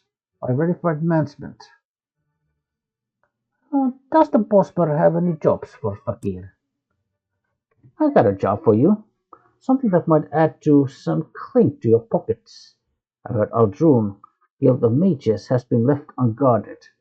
I want you to get Anareden's Devil Tanto. Where is this Tanto? Like I said, my source in the Mages Guild says they're all gone for a while. Go in there and take whatever you want, but be sure to bring Anareden's Devil Tanto. Where is that snake? Alright.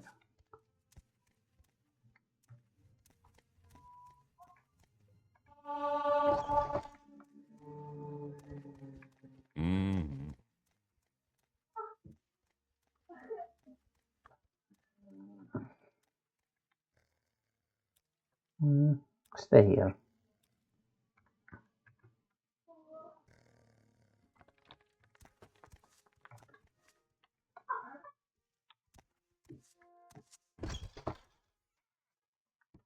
What are you doing here? You must be a thief.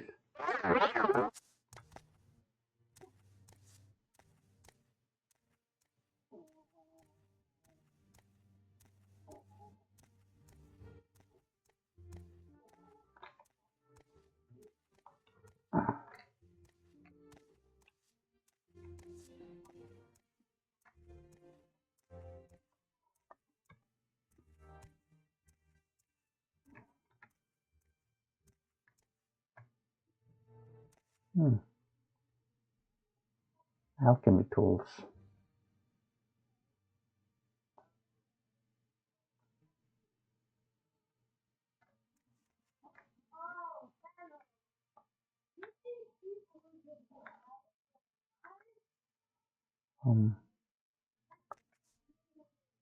Small chest. Is there not a key here?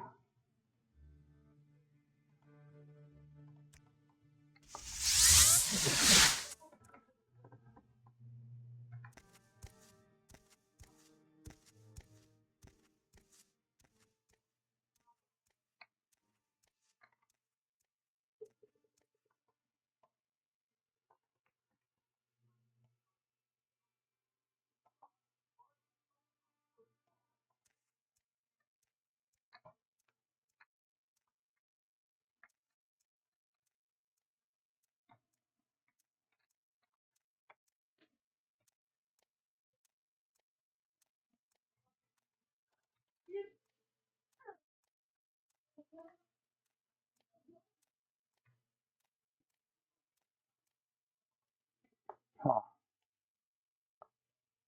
there's no key.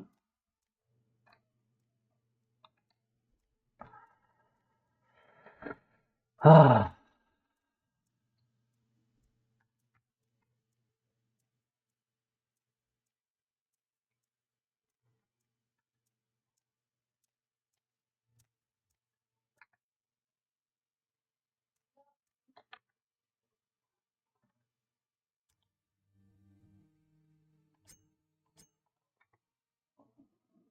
let's try this. Lock too complex. Alright, you know what? Speaking out of character. Okay, so obviously there's not a key to open this small chest. And me as a player, I do know that the thing I'm supposed to steal is here. And obviously, like this is pretty much my only chance of like coming here now. So, guess what I'm going to do? I am going to lower the level of this lock down to 50. And then, as you can see, my open is only 60, and that was lock level 65. So I obviously did not have any. I would not have had any way to open this lock.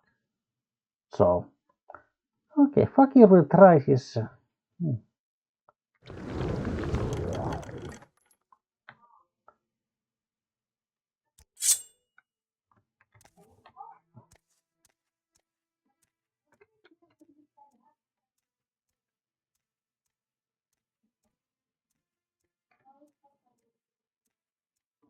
Oh.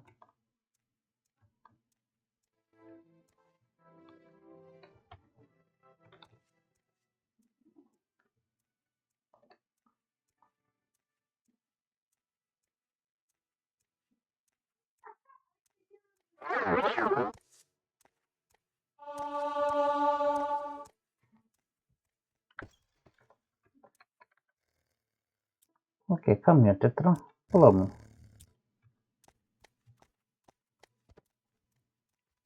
There's someone watching you. I can tell.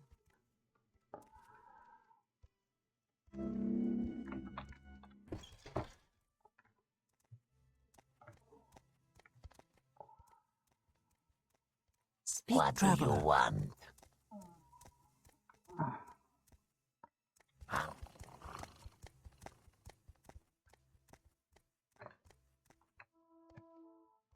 How do you do, Khajiit? You were sent to fetch another devil tundra from the Guild of Mages. What happened? Yes, Fakir found this dagger for you. No problem. Did you run into trouble? Yes, there was a guard. Well, no. No. Good. Yes, the Mages Guild didn't know about our plans this time. So did you get the devil tundra? Yes, Fakir has it right here. Yes, this is just what I wanted. You can keep anything else you found. Hmm.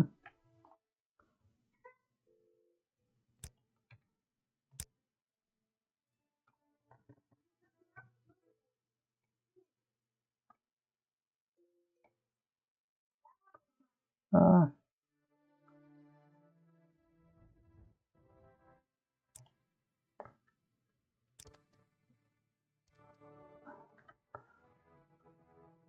oh, does the boss think Fakir can advancement in the guild?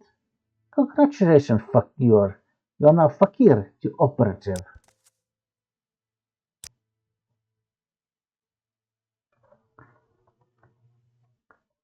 Okay, right.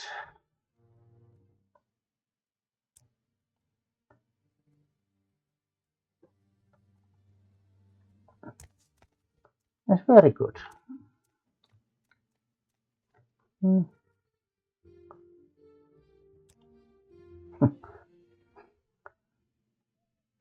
Fakir literally got like 25 gold pieces for doing this job.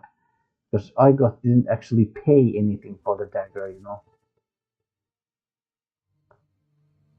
Okay, alright. Well, come on, Fakir, let's go. Let us go.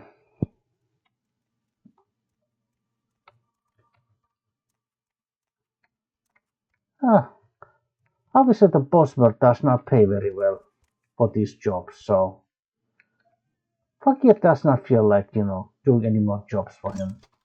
At least at the moment.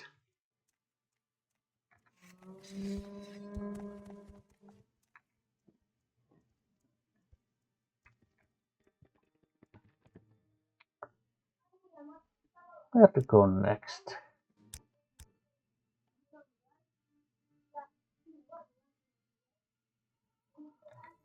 Hmm.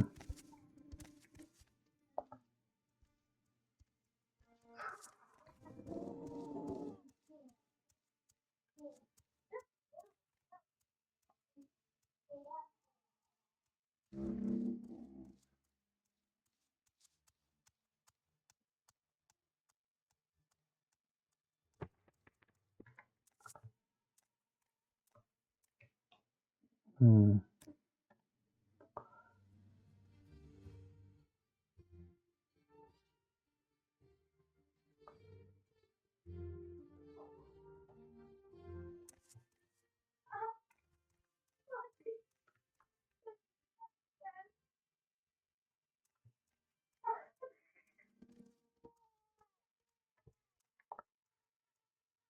Where should we go? Tetra?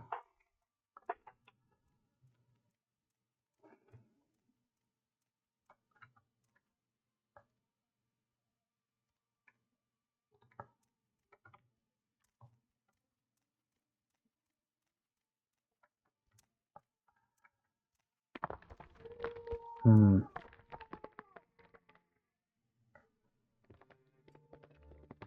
More jobs in Aldrun. But perhaps Fakir does not feel like doing those now.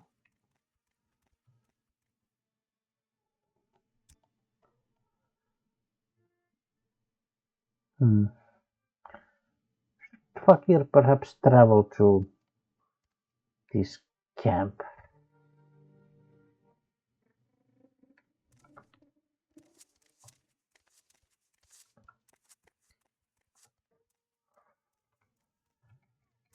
Perhaps it's too far away, too dangerous.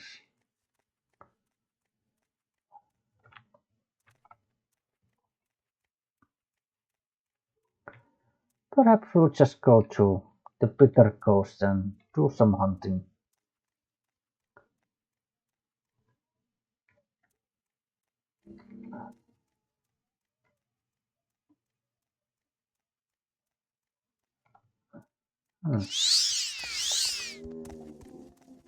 Somewhere over here.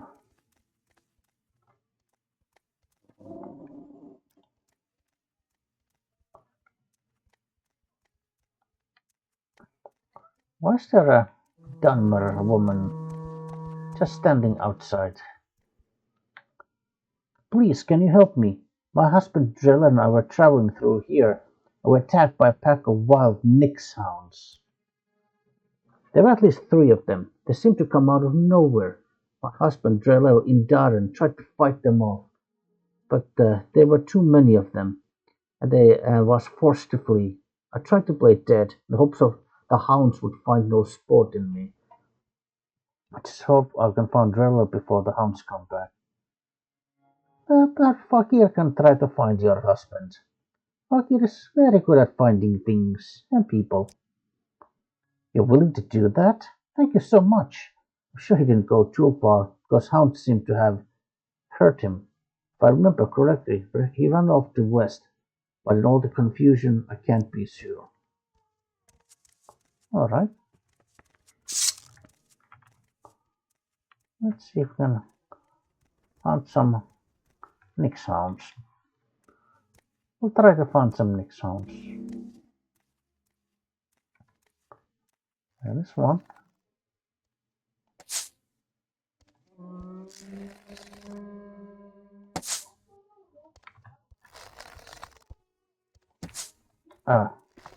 Tetra, you ran in front of me.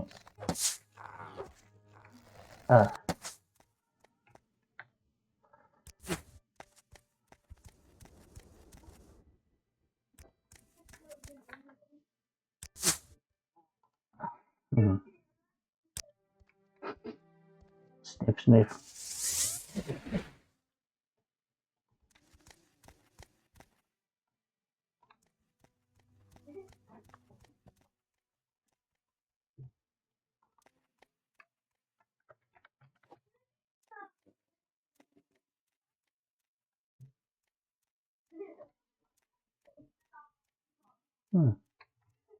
But here can sense something in here.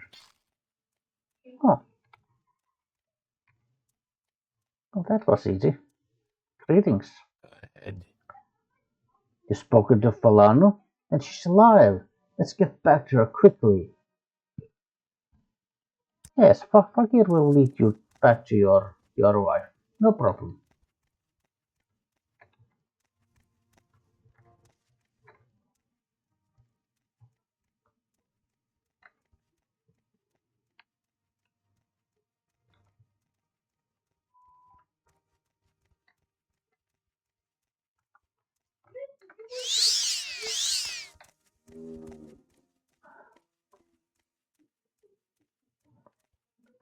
You must climb here.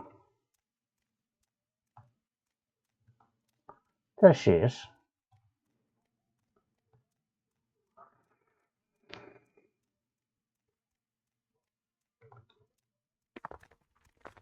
Speak, traveler. Thank the gods. We found her. I never thought I'd see her again. You finding me has truly been a blessing. Thank you so much for your help, Fakir. I wish I had more to offer you, but please, take this book. It's meant so much to the 2 of us. I can only hope you'll find as much enjoyment in it as we have. Dancing Fire, Chapter 2. You're really welcome. Speak, traveler. Come on, Tetra, let us move.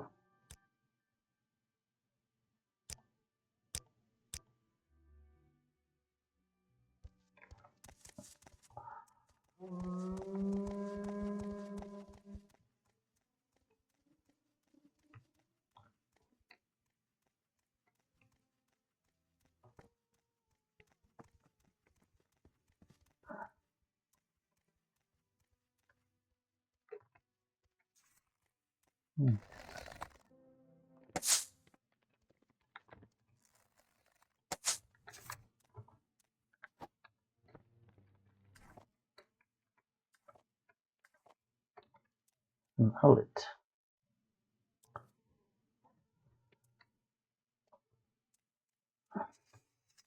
There's the road. There's the road. Good.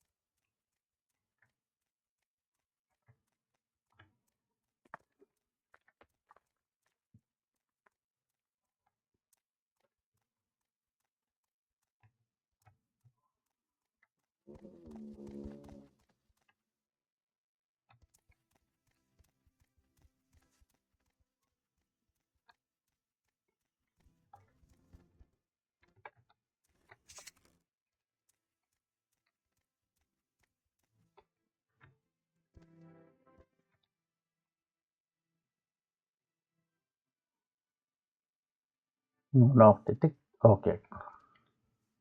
Let's save the game.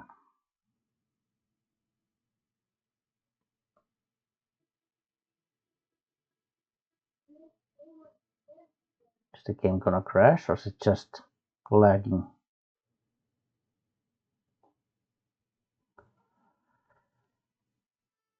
Okay, it's saving. Good.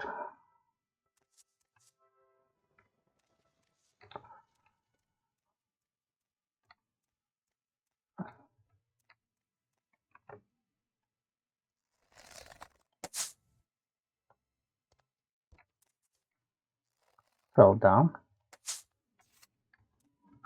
Good.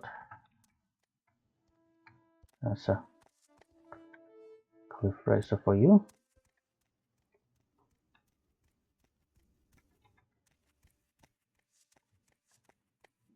Yeah.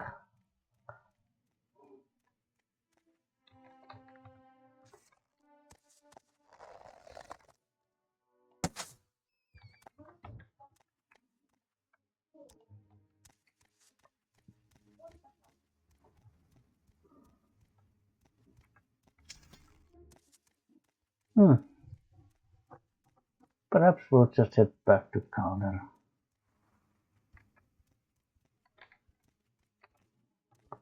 Come, Tetra. Let us go this way.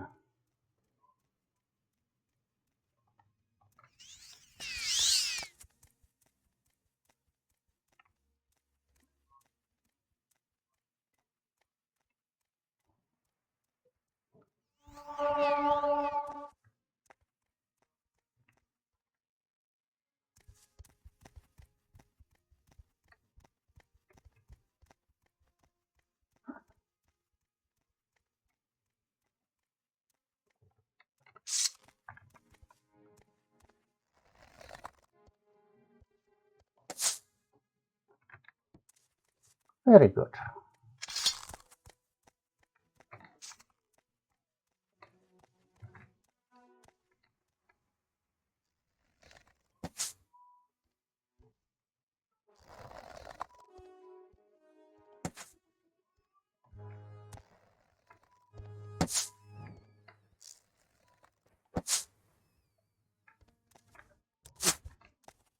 Oh, yeah, blighted.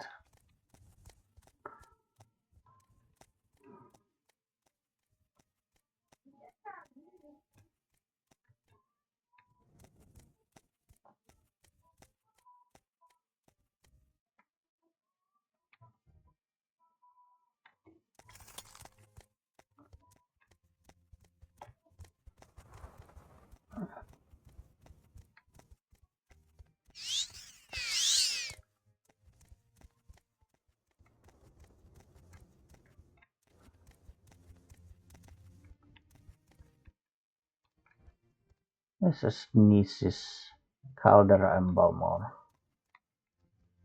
What's here? But what is in here? Fakir is very interested in seeing what is here.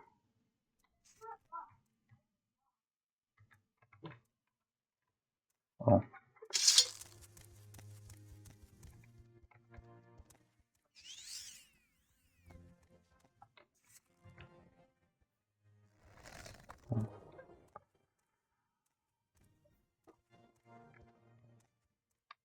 Mm.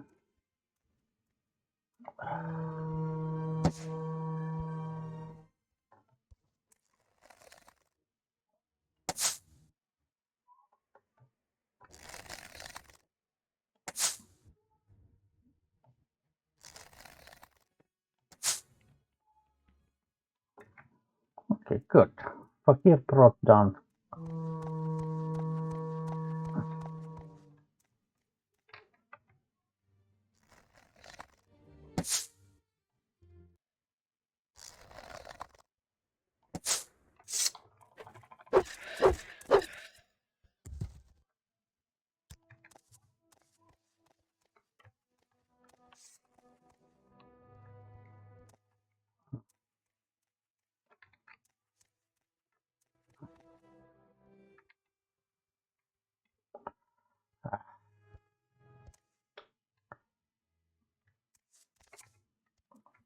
It's annoying.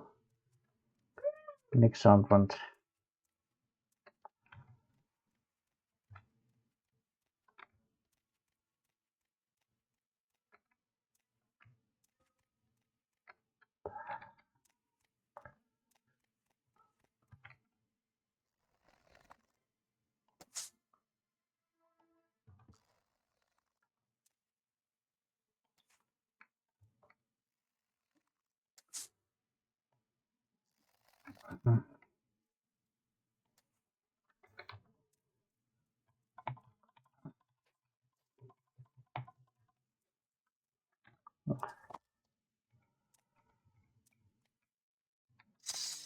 Where is the glue pressure that I shot?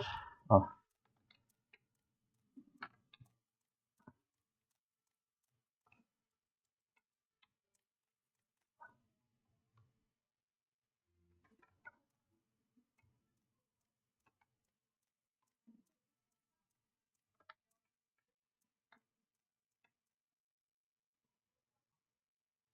There's some castle in there.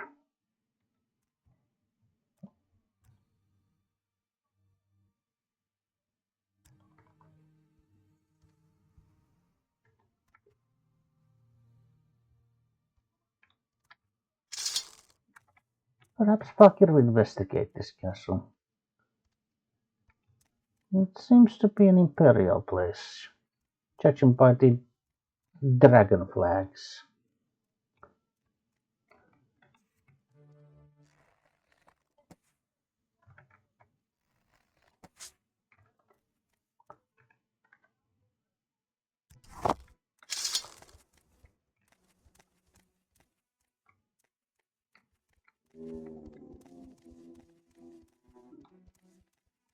What is this place?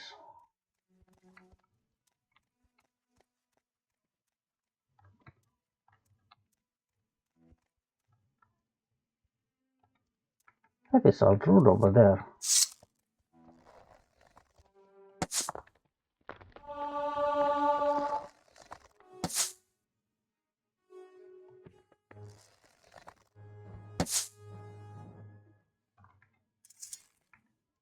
Hmm.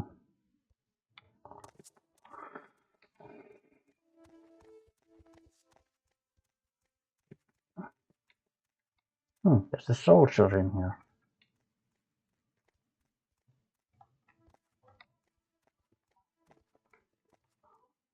Greetings. What is this place?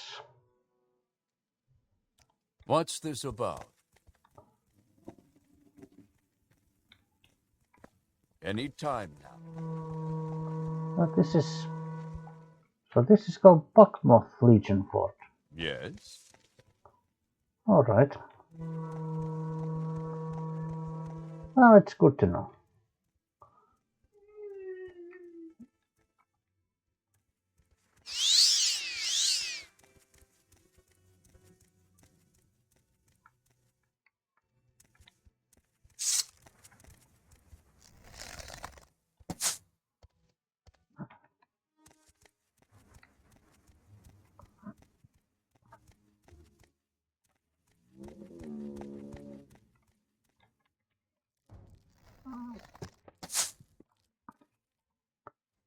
Oh. Oh, I need to get more arrows from Tetra.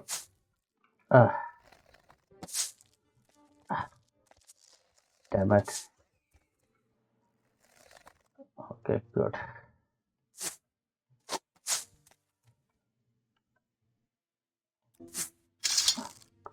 Tetra. I need more arrows.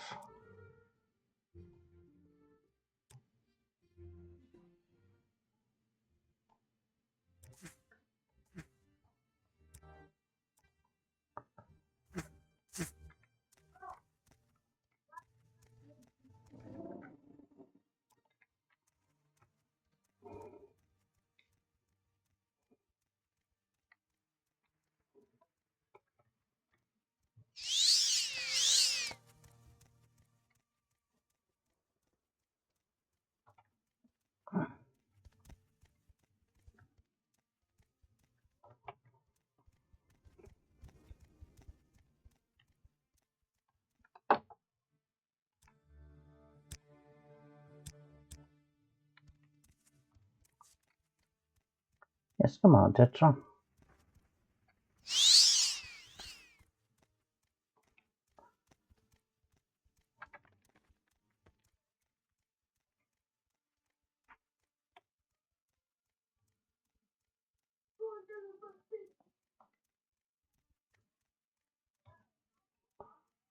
The sun is setting down.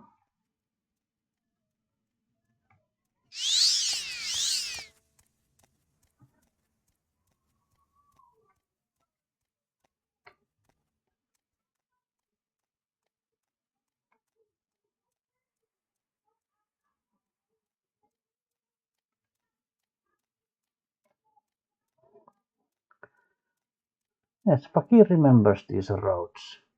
It's a road of naked barbarians.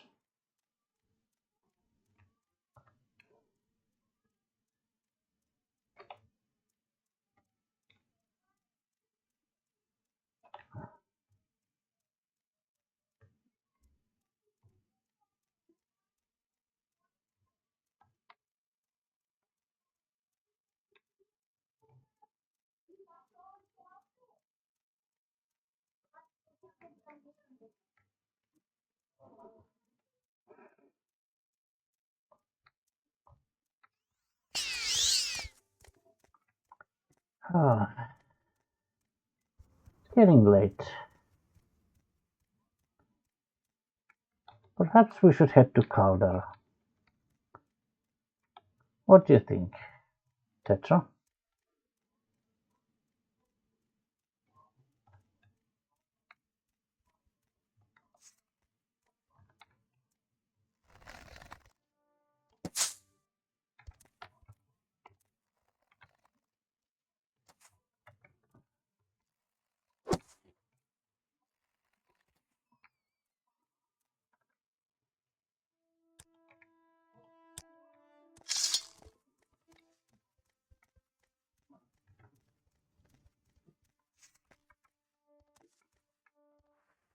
We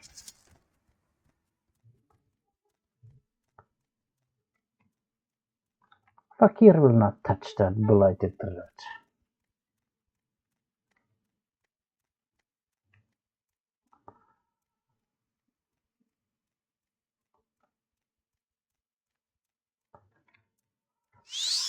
Ah, there is the familiar gate of Caldera. Perhaps we can now relax. We have made it back to civilization.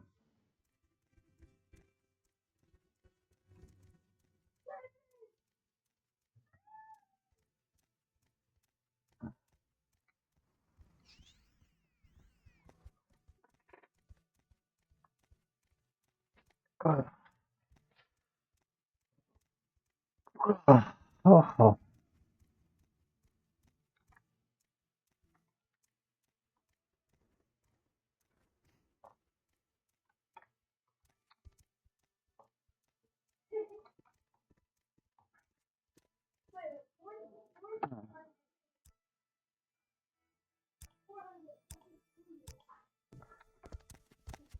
Let us visit the local smith here. Fakir needs to get some stuff repaired. What are we carrying, by the way? Anything we can sell? Perhaps not really, no. Yeah, Fakir does not want to give away the spear. It seems to be a very nice spear. Very good spear.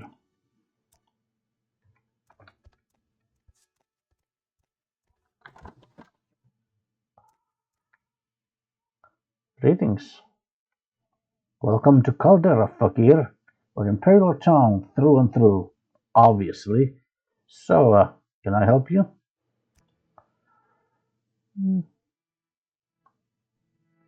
Yeah, I think Fakir will want to buy this.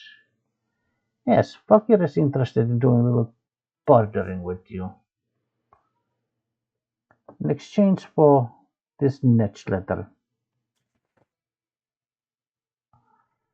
Yes, yes, 47 gold. That is good.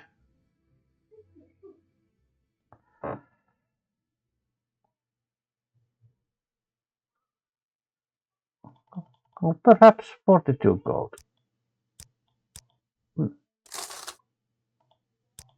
Very good.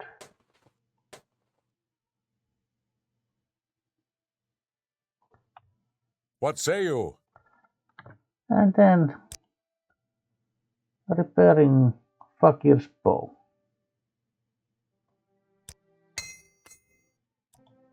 Very good. Thank you very much.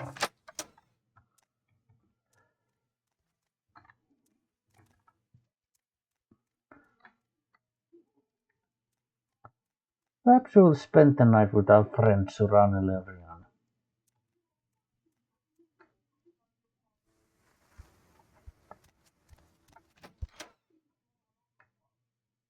Oh, it's locked.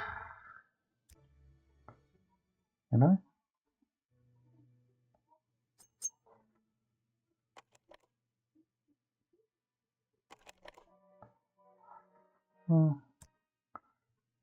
Perhaps I should try to use a higher quality lockpick, but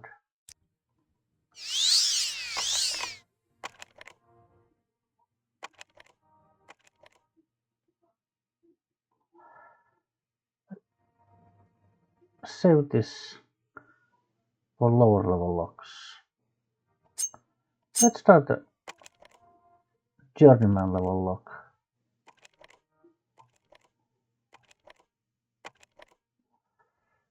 Maybe master lockpick then.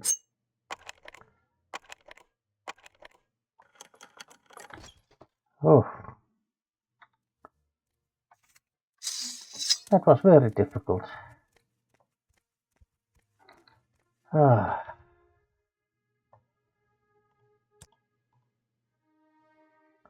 Fakir will have some.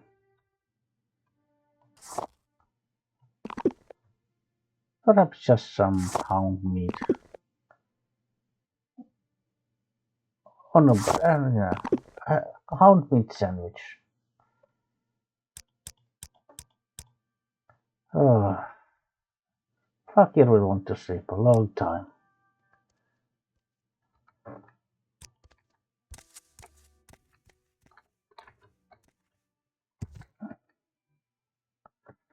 And for breakfast, Fakir will have some porridge with crab meat and some hackalow tea.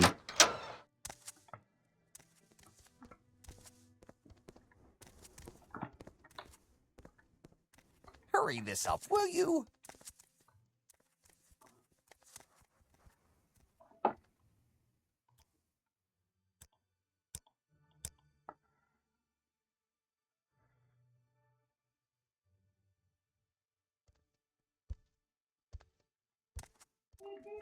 Perhaps we'll make our way back to. We'll make our way back to Balmora.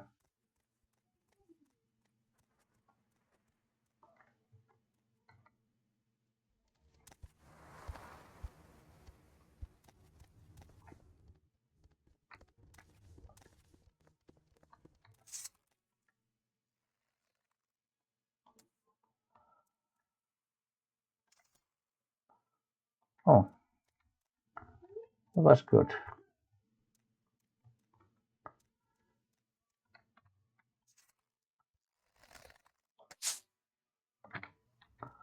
Yes, that was a very good shot.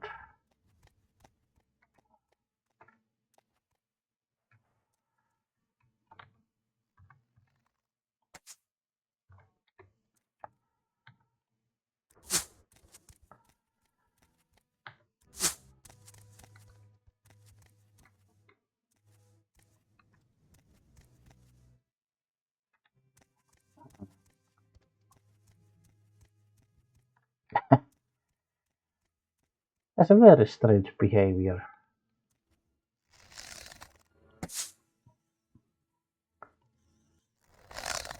Perhaps those people on the road should also study the behavior of niches and not just Kakuti mating habits.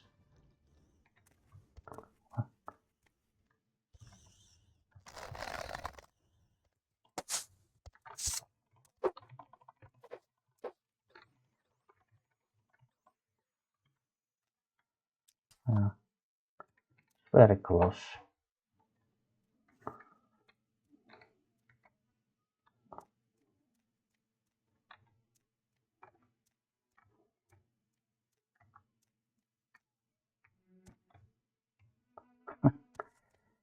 Oh.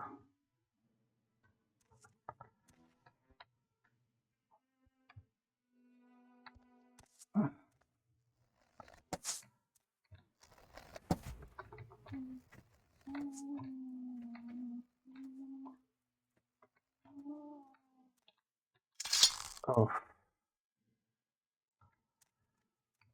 that was a bull nudge.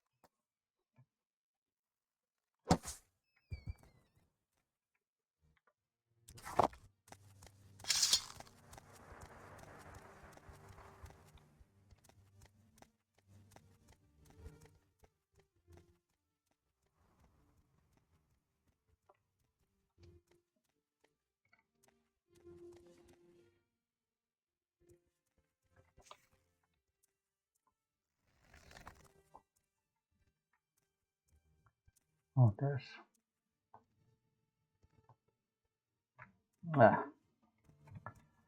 there's a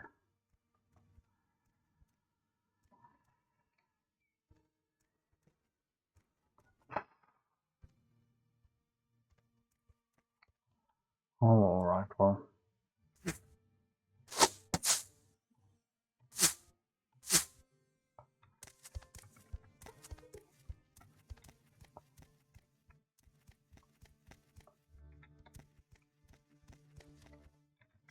Alright, fuck it, we'll just go back to Balmora.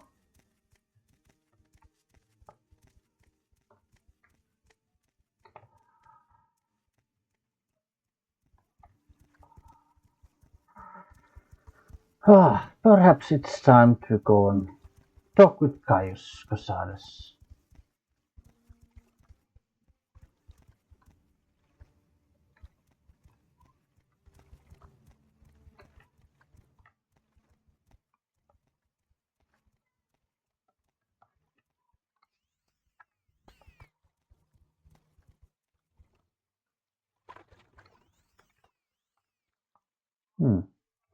Let's see if Fakir can scale this hill and the wall. Yes. I think that went well.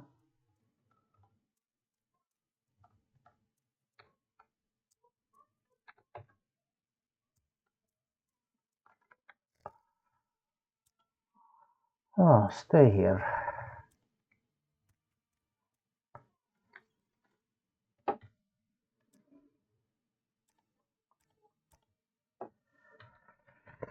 Alright, so I would say that this is enough for now. Oh, this was a rather long session with the game even crashing. So, obviously the recording is in 2 parts, but I'm probably gonna, when I'm editing, I'm probably gonna have, this episode will have been glued together, so obviously, you will not see that. You will not kind of experience that, hopefully. Anyway, so thank you for watching. See you next time, and goodbye.